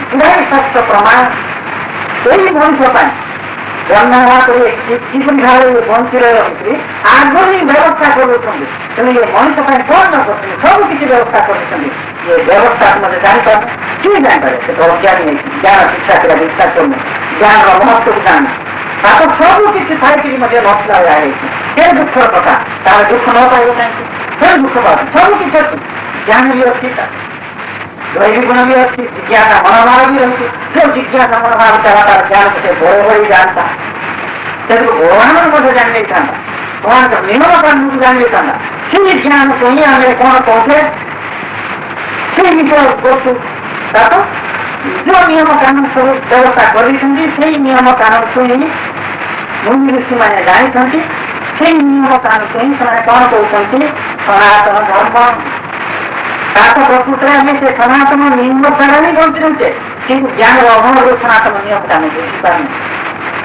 ଜ୍ଞାନର ଅଭାବରୁ ସନାତନ ନିୟମକୁ ଆମେ ବୁଝିପାରୁନୁ। ଯଦି ଆମେ ସେ ନିୟମକୁ ଜାଣିପାରୁଛେ ତାହେଲେ ଆମେ ଚଳିବା କେମିତି? ତେଣୁ ଆମେ ଚଳିବା ଭିତରେ ବିଷ୍ଣୁଙ୍କ ଘଟୁଛି ଘଟିବ, ଯାହାଦ୍ୱାରା କି ମଣିଷ ଦୁଃଖ ପାଉଛି ଆଉ ପାଇବନି। ତେଣୁ ପ୍ରତ୍ୟେକ ମଣିଷ ବେଦାନ୍ତ କ୍ରିୟା ବିଷୟବସ୍ତୁକୁ ଜାଣିବା ଦରକାର। ତାହେଲେ ଇଏ ମଣିଷ ସେ ଅନୁସାରେ ଯେତେବେଳେ ଚଳିବ ନିଶ୍ଚିତ ଭାବରେ ସେ ସୁଖ ଲାଭ କରିବ ଆଉ ସମସ୍ତ ଦୁଃଖ ସେ ଉଦ୍ଧାର ପାଇବ। ସେଇଥିପାଇଁ ବେଦାନ୍ତର ସାର ତତ୍ତ୍ୱ ଯେ ଏୟା, ମୁଁ ଯଦି ଯେତିକି ନୁହେଁ ଆହୁରି ସୂତ୍ର ଯାକ ଆହୁରି କଣ ନୂଆ ନୂଆ ଉପାୟ ଯାକ ରହିଛି। ଏବେ ଦୁଃଖ ଉଦ୍ଧାର ଉପାୟ ଯାକ ସବୁ ରହିଛି। ଘଣ୍ଟାରେ 2 ଘଣ୍ଟା ଭିତରେ କଥା କହିବନି, କହିଲେ ତ ଘଣ୍ଟା ଆମେ ଟିକେ ଆଭାସ ମାତ୍ରା ଦେଇଦେଲି। ଅନେକ ସମୟରେ ଆମେ ସବୁ ଆଶ୍ଚର୍ଯ୍ୟ ଯାଉଛୁ, ମୁନି ଋଷିମାନଙ୍କ ପାଖରେ ଏତେ ଶକ୍ତି କୁଆଡ଼େ ପ୍ରକାଶ ପାଇଲା? ଅସମ୍ଭବକୁ ସମ୍ଭବ ମାନେ କରିଦେଉଥିଲେ, ଆକାଶରେ ଉଡୁଥିଲେ, ନଦୀରେ ଚାଲିକିରି ପଳଉଥିଲେ। ସମସ୍ତ ବିଷୟ ରହିଛି, ସମସ୍ତ ଛୋଟ ଛୋଟ ବିଷୟ ଗଣଜନକୁ ଯାଇ ତପସ୍ୟା କରିବା ଦରକାର ନାହିଁ। ଘରେ ମଧ୍ୟ ଯଦି ସେ ରହସ୍ୟଟା ଆମେ ପାଇଯିବା, ଆମ ପାଖରେ ମଧ୍ୟ ସେ ଶକ୍ତି ପ୍ରକାଶ ପାଇବ। ଆମ ପାଖରେ ସେ ଶକ୍ତି ପ୍ରକାଶ ପାଇବ। ଜଣେ ଯଦି କିଛି ନେଇକି ଦେଖିଦେଲା ଆମେ ଆଶ୍ଚର୍ଯ୍ୟ ଯାଉଛି, କିନ୍ତୁ ସେଇ ନେଇକି ଆମେ ମଧ୍ୟ କରିପାରିବା, ଏଇ ଧାରଣା ଆମର ନାହିଁ। ତେଣୁ ଉପାୟ ଜାଣତେ ହେଲା, ତେଣୁ ସମସ୍ତ ଉପାୟ ସବୁ ରହିଛି। ତେଣୁ ଇଏ ସମସ୍ତ ଜ୍ଞାନ ଦେବା ପାଇଁ ମୁଁ ଆପଣଙ୍କ ସେବା କରି ଦେବା ପାଇଁ ହିଁ ଆସିଛି। ତେଣୁ ସେମାନେ ନିଜକୁ ଦୁଃଖ ଉଦ୍ଧାର ହେବା ପାଇଁ ଇଚ୍ଛା କରୁଛନ୍ତି, ଯେଉଁମାନେ କି ଶକ୍ତିଶାଳୀ ହେବାକୁ ଇଚ୍ଛା କରୁଛନ୍ତି, ସେମାନେ ବେଦାନ୍ତ ସବୁ ଜାଣିବାକୁ ଇଚ୍ଛା କରନ୍ତୁ, ସେମାନେ ନିଶ୍ଚିତ ଭାବରେ ଜାଣିପାରିବେ। ଆଉ ମାନେ ଏବେ ଯୋଉ ଆମର କହୁଥିଲେ ଶିଷ୍ଟ ପ୍ରକୃତରେ ଆମେ ମାନେ ଋଷିଙ୍କର ଋଷି ବୈଠକ ନହେଲେ ଋଷିଙ୍କର ପୁତ୍ର ବଳ କିଛି ଯାଏ ଆସେନି, ସେଇ ଋଷି ଶକ୍ତି ଆମ ପାଖରେ ପୁରା ଆଉଥରେ ଫେରି ଆସିବ। ଏବଂ ଯେତେବେଳେ ଆମେ ଋଷି ହେବା, ଆମେ ଦେବତା ହେବା, ସେ କାହିଁକି ଦୁଃଖ ପାଇଲେ? କାହିଁକି ଦୁଃଖ ପାଇଲେ? ଋଷିମୁନି ମାନେ ତାହା କଣ କହୁଛୁ? ଋଷିମୁନି ମାନେ କଣ କହୁଛନ୍ତି? ଦେବତା। ତାଙ୍କ ପାଖରେ ଦେବତାର ଗୁଣ ପ୍ରକାଶ ପାଇବ, ନିଶ୍ଚିତ ଭାବରେ ସେ କଣ ସମସ୍ତ ଦୁଃଖରୁ ସେ ଉଦ୍ଧାର ପାଇବ ହିଁ ପାଇବ। ଉଦ୍ଧାର ପାଇବୁନି ପାଇବ। ତେଣୁ ଆମେ ଏଇଭଳି ମଣିଷ ଜୀବନ ଦୁଃଖମୟ ଜୀବନ ଯାପନ ନ କରିକିରି ପ୍ରକୃତରେ ସେଇ ଦେବସ୍ତରକୁ ଯିବାକୁ ଇଚ୍ଛା କରିବା ଦରକାର। ଆମେ ତ ଆଉ ମଧ୍ୟ କହୁଛେ ଆମେ ଜନ୍ମ ହେଉଛେ ପ୍ରଥମେ କହୁଥିଲି ଆମେ କାହିଁକି ଜନ୍ମ ହେଇଛେ ପ୍ରଥମେ କହୁଥିଲେ ଆମ ସ୍ୱରୂପକୁ ଲାଭ କରିବା ପାଇଁ। ସେଇ ମନୋଭାବନୀକୁ ଯଦି ଆମେ କିଛି ଜାଣିବା ପାଇଁ ଇଚ୍ଛା କରିବା ବା ସେ ଦିଗରେ ଆଗେଇବା ନିଶ୍ଚିତ ଭାବରେ ଭଗବାନ ମଧ୍ୟ ଆମକୁ ସାହସ ଶକ୍ତି ଜ୍ଞାନ ଦେଲେ। ମହାପୁରୁଷଙ୍କ ଜୀବନୀ କହିବେ ଆପଣମାନେ ଜାଣିପାରିବେ। ବିଶେଷ କରି ନିଗମାନନ୍ଦ ଜୀବନୀ ଦ୍ୱାରା କହୁଥିବେ ସେମାନେ ଜାଣିଥିବେ। ନିଗମାନନ୍ଦ ସ୍ପଷ୍ଟ ଭାବରେ କହୁଛନ୍ତି ନିଗମାନନ୍ଦ ସ୍ପଷ୍ଟ ଭାବରେ କହୁଛନ୍ତି ତାଙ୍କର ଅନୁଭୂତିର କଥା ସବୁ ଯେଉଁମାନେ କି ଭଗବାନ ପାଇବା ଇଚ୍ଛା କରୁଛନ୍ତି ବା ସେହି ସମ୍ବନ୍ଧୀୟ ଜ୍ଞାନ ପାଇବା ଇଚ୍ଛା କରୁଛନ୍ତି ଭଗବାନ ତା ମନର ପୁଣି ସେ ବିଶେଷ ବ୍ୟବସ୍ଥା କରିଦେଉଛନ୍ତି। ତେଣୁ ଭଗବାନଙ୍କ ଇଚ୍ଛା ତ ସେୟା ଏମାନେ ଅନୁସାରେ ତାକୁ ଫେରି ଆସନ୍ତି ଧରିକି। ତେଣୁ ଯିଏକି ଭଗବାନ ପାଇବା ଇଚ୍ଛା କରୁଛି ବା ସୁଖ ରହିବା ଇଚ୍ଛା କରିବ ଆମେ କେମିତି ସୁଖ ରହିବା ପାଇଁ ଇଚ୍ଛା କରୁଛୁ ବୋଲି ଆଶୀର୍ବ ଗୁଣକୁ ଛଟା ଛଟି କରିକି ସୁଖ ରହିବା ଇଚ୍ଛା କରିବା ପାଇଁ ଇଚ୍ଛା କରୁଛୁ ଏଇ କଥା ଭଗବାନ ଶୁଣିବେନି। କିନ୍ତୁ ଯିଏକି ଦୈବିକ ଗୁଣକୁ ଆଶ୍ରୟ କରିକି ସୁଖ ରହିବା ଇଚ୍ଛା କରିବ ନିଶ୍ଚିତ ଭାବରେ ଭଗବାନ ତାକୁ ସାହାଯ୍ୟ ଦେଇ ହେବେ ଏହା ନିଶ୍ଚିତ। ଆହୁରି ମଧ୍ୟ ଦୃଢ଼ କଣ୍ଠରେ ମୁଁ କହୁଛି ଯିଏକି ଭଗବାନକୁ ଆଶ୍ରୟ କରିବ ସେ ନିଶ୍ଚିତ ଭାବରେ ତାଙ୍କୁ ସେ ରକ୍ଷା କରିବ। ଯିଏକି ଭଗବାନଙ୍କର ଶରଣ ନେବ ସେ ନିଶ୍ଚିତ ଭାବରେ ତାଙ୍କୁ ସେ କଣ ସେ ଦୁଃଖ ଉଦ୍ଧାର କରି ଏହା ନିଶ୍ଚିତ। ନିୟମ ହେଉଛି ସନାତନ ଧର୍ମର ନିୟମ ହେଉଛି ଭଗବାନଙ୍କର ଶରଣାଗତ ହେଲା ପରେ ଭଗବାନଙ୍କ ଆଶ୍ରୟ ନେଲା ପରେ ଯଦି ସେ ଆମକୁ ରକ୍ଷା ନ କରନ୍ତି ଭଗବାନ ଗୋଟେ ଦୃଶ୍ୟ ହେଇଯିବେ। ଏହାକୁ ଦୃଢ଼ କଣ୍ଠରେ କହୁଛି ଭଗବାନଙ୍କ ଶରଣ କଲା ପରେ ସେ ଯଦି ଆମକୁ ରକ୍ଷା ନ କରିବେ ଭଗବାନ ମଧ୍ୟ ଦୋଷୀ ହେଇଯିବେ। ଏମିତି କହିଛନ୍ତି ତା ପାଖରୁ ଶୁଣିଛ ହେଲେ ଆପଣମାନଙ୍କ ଆଶ୍ଚର୍ଯ୍ୟ ଲାଗିବ କଥା ଆଶ୍ଚର୍ଯ୍ୟ କିଛି ନାହିଁ ଭଗବାନ ପ୍ରତି ମୁହୂର୍ତ୍ତରେ ରକ୍ଷା କରି ଚାଲିଛନ୍ତି। ଜ୍ଞାନ ଅଭାବରୁ ଆମେ ସେ ଜାଣିପାରୁନୁ କିନ୍ତୁ ଯେଉଁ ମଣିଷ ତାଙ୍କର ଶରଣାଗତ ହବ ତାଙ୍କୁ ବିଶ୍ୱାସ କରିବ ସେ ନିଶ୍ଚିତ ଭାବରେ ସେ ଆହୁରି ବି କିଛି ତାଙ୍କୁ ରକ୍ଷା କରିବେ। ଅନେକ ସମୟରେ ୟା ବି ହେଉଛି କୌଣସି ଗାଁକୁ ଗଲା ବେଳକୁ ମୁଁ ଏକୁଟିଆ କେମିତି ଯିବି ବୋଲା ବେଳକୁ ସିଏ ଦିନ ଆମର ସାଙ୍ଗ ଯାଉଛି। ସିଏ ଯଦି ମଣିଷ ସାଙ୍ଗ ନେଲା କୁକୁର ବି କୁଆଡ଼େ ଆସିଲା ଆମ ସାଙ୍ଗରେ ଚାଲୁଥିବ କିଏ କହିପାରିବ ଭଗବାନ କୁକୁର ଭିତରେ ଆସିଲା ଆମେ ଜାଣିପାରେ। ଅଜ୍ଞାନ ଯେମିତି ଯୁଧିଷ୍ଠିର ଯେତେବେଳେ ସଜାରଣ କରୁଥିଲେ ତାଙ୍କ କଣ ଯାଇଥିଲେ କୁକୁର ଭଗବାନ କୁକୁର ଉପରେ ଯାଉଥିଲେ କିନ୍ତୁ ଯୁଧିଷ୍ଠିର ଯାଇନଥିଲେ ପରେ ସିନା ଜାଣିଲେ। ଏଇଭଳି ଭଗବାନ ପ୍ରତି ମତେ ଆଉ ରକ୍ଷା କରି ଚାଲିଛନ୍ତି। ଆମେ ତା ସାଙ୍ଗେ ଝଗଡ଼ା କରୁଥିବା କିଏ ଜଣେ ଆସିଲେ ଆମର ଝଗଡ଼ାକୁ ଭାଙ୍ଗି ଦେଉଛନ୍ତି କିଏ ଜଣେ ଆସିଲେ ଆମ ଝଗଡ଼ାକୁ ଭାଙ୍ଗି ଦେଉଛନ୍ତି। କିଏ କହିବ ଭଗବାନ ତା ହୃଦୟରେ ପ୍ରବେଶ ହେଇକି ସେ ଝଗଡ଼ା ମନ କରିବା ପାଇଁ ବ୍ୟବସ୍ଥା କରୁଛନ୍ତି। ଏହିପରି ଅନେକ ଭାବରେ ଭଗବାନଙ୍କୁ ରକ୍ଷା କରୁଛନ୍ତି। ଜ୍ଞାନ ଭିତରେ ବଢିଯିବ ସେକେଣ୍ଡକୁ ଭଗବାନ ଯେ ଆମକୁ କେମିତି ସେ ରକ୍ଷା କରୁଛନ୍ତି ଇଏ ମଣିଷ ସ୍ପଷ୍ଟ ଭାବରେ ଜାଣିପାରିବ। ଜ୍ଞାନ ଅଭାବରେ ଆମେ ଜାଣିପାରୁନେ ସେଠୁ କହୁଛୁ ଭଗବାନ କାହାନ୍ତି କି ଅଜ୍ଞାନ କଥା ଭଗବାନ କାହାନ୍ତି କହୁଛି जो भगवान ଥିବାରୁ ଆମେ ବଞ୍ଚି ରହିଛେ जो भगवान ଥିବାରୁ ଆମେ ଜନ୍ମ ହେଇଛେ जो भगवान ଥିବାରୁ ଆମେ ପ୍ରତ୍ୟେକ ବିଷୟକୁ जो ଜ୍ଞାନ ଦେଇଛି ଆମେ ପ୍ରତ୍ୟେକ ବିଷୟକୁ ବୁଝିପାରୁଛେ ସବୁ କିଛି କରିପାରୁଛେ ସେଠୁ ଏଇ ମଣିଷ ପଚାରୁଛି ଭଗବାନ କାହାନ୍ତି। ସେମାନଙ୍କ ସମୟରେ ମୁଁ ପ୍ରଶ୍ନ କରେ ସେମାନଙ୍କର କି ଭଗବାନଙ୍କ ଉପରେ ବିଶ୍ୱାସ ନାହିଁ ଏବଂ ପ୍ରଶ୍ନ କରୁଛି ଏଇଭଳି କିଏ ଜଣେ ଅଛନ୍ତି କି ନିଜର ଅସ୍ତିତ୍ୱକୁ ସେ ଅସ୍ୱୀକାର କରିବ ହାତ ଦେଖ ଆରେ ଭିତରେ ସେ ଅଛନ୍ତି ମୁଁ ଯେ ନାହିଁ ବୋଲିକିରି କହିବାକୁ ମୁଁ ବୋଲିକି ମତେ ବୁଝେଇନି ଆପଣ ନିଜକୁ ବୁଝନ୍ତୁ ମୁଁ ଯେ ନାହିଁ ବୋଲିକିରି ନିଜର ଅସ୍ତିତ୍ୱକୁ ଅସ୍ୱୀକାର କରିବା କିଏ କିଏ ଅଛନ୍ତି ସେଇ ହାତ ଦେଖିପାରିବେ। କାହିଁକିନା ହାତ ଟେକିଲେ ମୁଁ ପ୍ରଶ୍ନ କରିଦେବି ତୁମେ ତ ନଥିଲ ବାବୁ ହାତ କେମିତି ଟେକା ହେଲା ଧରା ପଡିଯିବ। ଇଏ ଯଦି ହାତ ଟେକିଲେ ମୁଁ ମୋର ଅସ୍ତିତ୍ୱ ନାହିଁ ବୋଲିକିରି ତାର ଅସ୍ତିତ୍ୱ ନାହିଁ ହାତ କେମିତି ଟେକା ହେଲା ତାପରେ ନିଶ୍ଚିତ ଭାବରେ ଯୋଉ ଶକ୍ତି ଦ୍ୱାରା ଆମେ ହାତ ଟେକିଲେ ଯୋଉ ଶକ୍ତି ଦ୍ୱାରା ମୁଁ ଅଛି ବୋଲିକିରି ନିଜକୁ ଅନୁଭବ କରିପାରିଲେ ସେଇ ଶକ୍ତି ଭଗବାନ।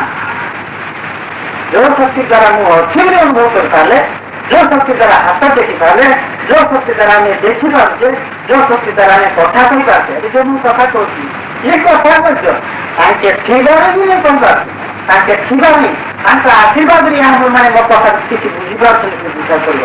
ନହେଲେ ତାଙ୍କେ ଯଦି ନଥାନ୍ତେ କିଛି ବି ନଥାନ୍ତା, କିଛି ବି ନଥାନ୍ତା। ଏଇଭଳି ଅନେକ କଥା ଅଛି। ଯେତେବେଳେ ମଣିଷ ଏସବୁ ବିଷୟ ଜାଣିବ ସ୍ୱଚ୍ଛ ଭାବରେ ଭଗବାନଙ୍କୁ ପ୍ରତି ମୁହୂର୍ତ୍ତରେ ଠିକ୍ ପ୍ରହ୍ଲାଦ ଭଳିଆ, ଯେମିତି ପ୍ରହ୍ଲାଦ ଉଦାହରଣ ଦେଇଥିଲି। ପ୍ରହ୍ଲାଦ ଭଳିଆ ପ୍ରତ୍ୟେକ ପାଖରେ ଭଗବାନଙ୍କ ଅସ୍ତିତ୍ୱଟିଏ ମଣିଷ ଉପଲବ୍ଧି କରିବ। ତେଣୁ ଯେଉଁ ମଣିଷ ଉପଲବ୍ଧି କରିପାରୁନି ତାର ଜୀବନ ବୃଥା। ଯେଉଁ ମଣିଷ ଭଗବାନ ଠାରୁ ଦୂରେଇ ଯିବାକୁ ଇଚ୍ଛା କରୁଛି ବା ଚେଷ୍ଟା କରୁଛି ବା ଜାଣିବାକୁ ଇଚ୍ଛା କରୁନି, ସେ ନିଶ୍ଚିତ ଭାବରେ ଦୁଃଖ ପାଇବ ହିଁ ପାଇବ। ତେଣୁ ବନ୍ଧୁଗଣ, ମଣିଷ ସମାଜ ରକ୍ଷା ପାଇଁ ଯେଉଁ ଦୈବିକ ଗୁଣ ଭଗବାନ ଆମକୁ ଦେଇଛନ୍ତି, ପ୍ରତ୍ୟେକ ବିଷୟବସ୍ତୁକୁ ଜାଣିବା ପାଇଁ ଭଗବାନ ଆମକୁ ଯେଉଁ ଜ୍ଞାନ ଦେଇଛନ୍ତି, ସେଇ ଦିଟା ହେଉଛି ପ୍ରଧାନ ବିଷୟ। ସେଇ ଦିଟାର ଅଭାବ ନେଇ ବର୍ତ୍ତମାନ ଏ ଦୁନିଆଟା ଅନ୍ଧକାର ଆଗକୁ ଗତି କରୁଛି। ଭଲ କରି ଲକ୍ଷ୍ୟ କର, ଏଇ ଯୋଉ ମୁଁ ଯୋଉ କଥାର କହିଲି, ଏ କଥାର ମହତ୍ଵକୁ ମର୍ମକୁ ଭଲ କରି ବୁଝ। ବର୍ତ୍ତମାନ ଏ ଦୁନିଆରେ କଣ ଅଭାବ ହୋଇছিল? ଯେ ଦୁଇଟା ଅଭାବ, ଗୋଟେ ହେଉଛି କଣ? ଦୈବିକ ଗୁଣ ବଦଳରେ କଣ ପ୍ରଚାର କରନ୍ତି? ସମସ୍ତଙ୍କ ତାର ଅସୁର ଗୁଣ, ଠକା ଠକି, ପୁଣି କରିବା, ଲୋକ ଗୁଣ, ଏସବୁ ଯାକ ଅସୁର ଗୁଣ। ଏଇଟା ହିଁ ବଢିଯାଇଛି ଆଜିକା, ଏଇଟା ହିଁ ବଢିଯାଇଛି। ଆଉ ଗୋଟେ କଣ? ସତ୍ୟ ଜ୍ଞାନର ଅଭାବ, ଧର୍ମ ଜ୍ଞାନର ଅଭାବ, ନ୍ୟାୟ ଜ୍ଞାନର ଅଭାବ। ଦୁନିଆରେ ଯଦି କଣ ଅଭାବ ହେଇଛି ଯଦି ଆମେ ଭଲ ଜ୍ଞାନ କରିବା, ଏଇ ଦିଟା ଅଭାବ। ଗୋଟେ ହେଉଛି ଜ୍ଞାନର, ସତ୍ୟ ଜ୍ଞାନର ଅଭାବ, ଆଉ ଗୋଟେ ହେଉଛି ଦୈବିକ ଜ୍ଞାନର, ଦୈବିକ ଗୁଣ ଯଦି ଆମେ ଯାହା କହୁଛୁ ସେ ସମ୍ବନ୍ଧୀୟ ଦୈବିକ ଗୁଣର ଅଭାବ। ଏଇ ଦିଟା ଦ୍ୱାରା ହିଁ ଆଜି ଦୁନିଆଟା ଅନ୍ଧକାର ଆଡକୁ ଗତି କରୁଛି। ଅନ୍ଧକାର ଆଡକୁ ଯେତେବେଳେ ପୃଥିବୀଟା ଅନ୍ଧକାର ଆଡକୁ ଗତି କରୁଛି, ତାହେଲେ ଆମେ କେମିତି ସୁଖ ମିଳିଲା? କେମିତି ସୁଖ ମିଳିଲା? ଦୈବିକ ମଧ୍ୟରେ ଘରେ ଅଶାନ୍ତି, ପ୍ରକୃତ ଜ୍ଞାନ ମଧ୍ୟରୁ ବିଶ୍ୱକୁ ମଧ୍ୟ ଅମୃତ ବୋଲି ଆମେ ପିଇ ଦେଉଛୁ। ପ୍ରକୃତ ଜ୍ଞାନ ହବ, ବିଶ୍ୱକୁ ମଧ୍ୟ ଅମୃତ ବୋଲି ପିଇ ଦେଉଛୁ। ତାହେଲେ ଦୁଃଖ ନ ପାଇବ କାହିଁକି? ପାଇବ ହିଁ ପାଇବ। ତେଣୁ ଏଇ ଦିଟାକୁ ଯଦି ଆମେ ଆଉ ଥରେ ଫେରି ଆଣିବା, ପ୍ରକୃତ ଜ୍ଞାନ ଶିକ୍ଷା, ଋଷି ହେବା, ଋଷିଙ୍କ ଭଳିଆ ଜ୍ଞାନ ଆମେ ଶିକ୍ଷା କରିବା, ଦେବତାଙ୍କ ଭଳିଆ ଦୈବିକ ଜ୍ଞାନ ଧାରଣ କରିବା, ତାହେଲେ ଏ ପୃଥିବୀ କଣ ହବ? ସ୍ୱର୍ଗରେ ପରିଣତ ହେଇଯିବ। ସ୍ୱର୍ଗରେ ଯାହା ଆମେ ସ୍ୱର୍ଗ ଛାଡ଼ିଯିବ, ସେ ମିଥ୍ୟା ହେଇଗଲା, ସତ୍ୟ ଯୁଗରେ ପରିଣତ ହେଇଯିବ। ସତ୍ୟ ଯୁଗ ଆସିଯିବ। କଳିଯୁଗ ଉପରେ କଣ ଅଛି? କଳିଯୁଗ ଉପରେ କଣ ଅଛି? ସତ୍ୟ ଯୁଗ। ସେଟା ଚାରିଟା ଯୁଗ ପରେ ପୁଣି ଆଉ ସତ୍ୟ ଯୁଗ ଆସିନା, କଳିଯୁଗ ଶେଷ।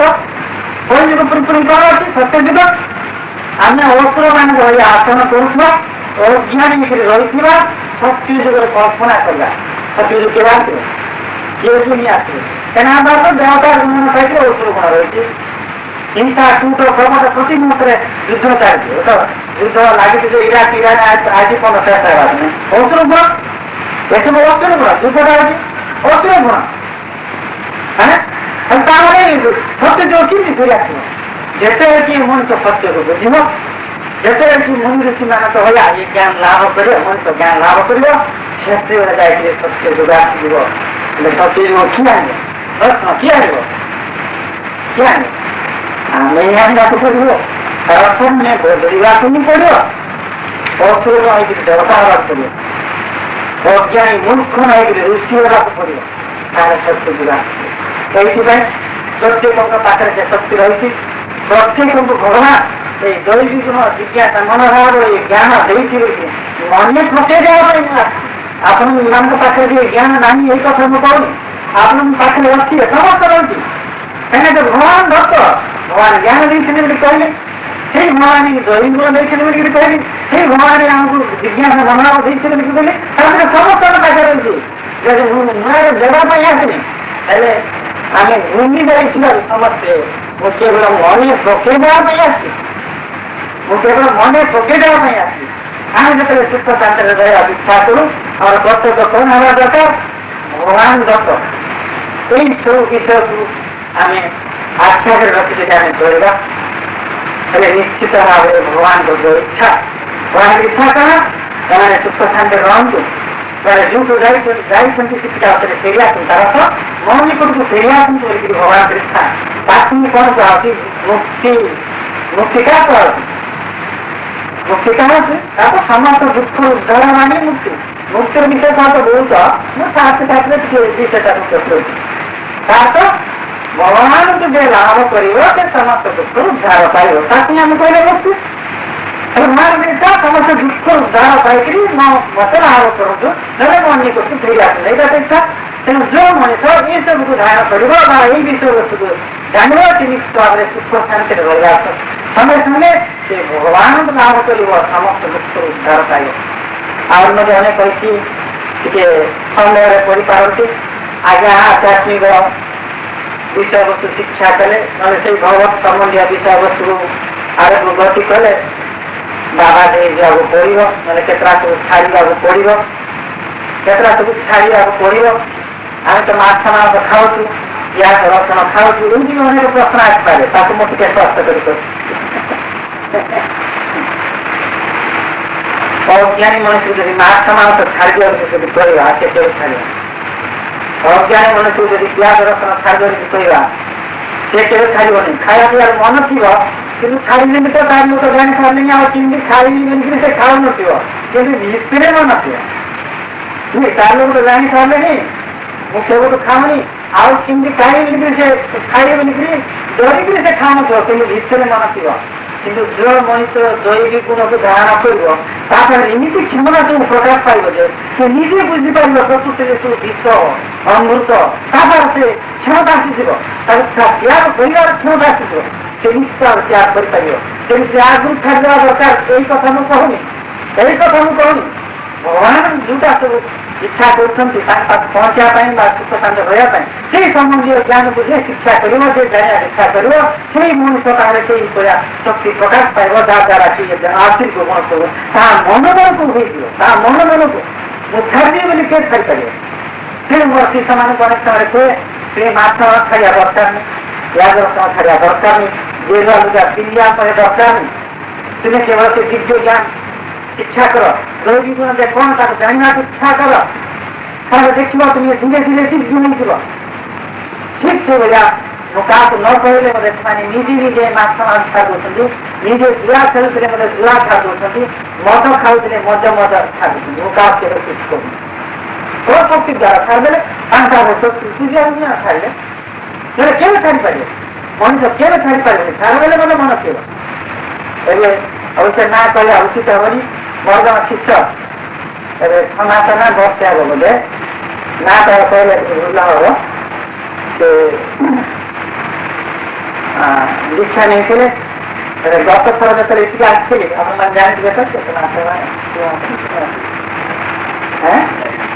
4 ମାସ ତଳେ ଯେତେବେଳେ ଆସିଥିଲି ବାଟରେ ଆସିଲା ବେଳକୁ ସେ କହୁଛି କୃଷି କହୁଛି ତାକୁ ଦୈବିକ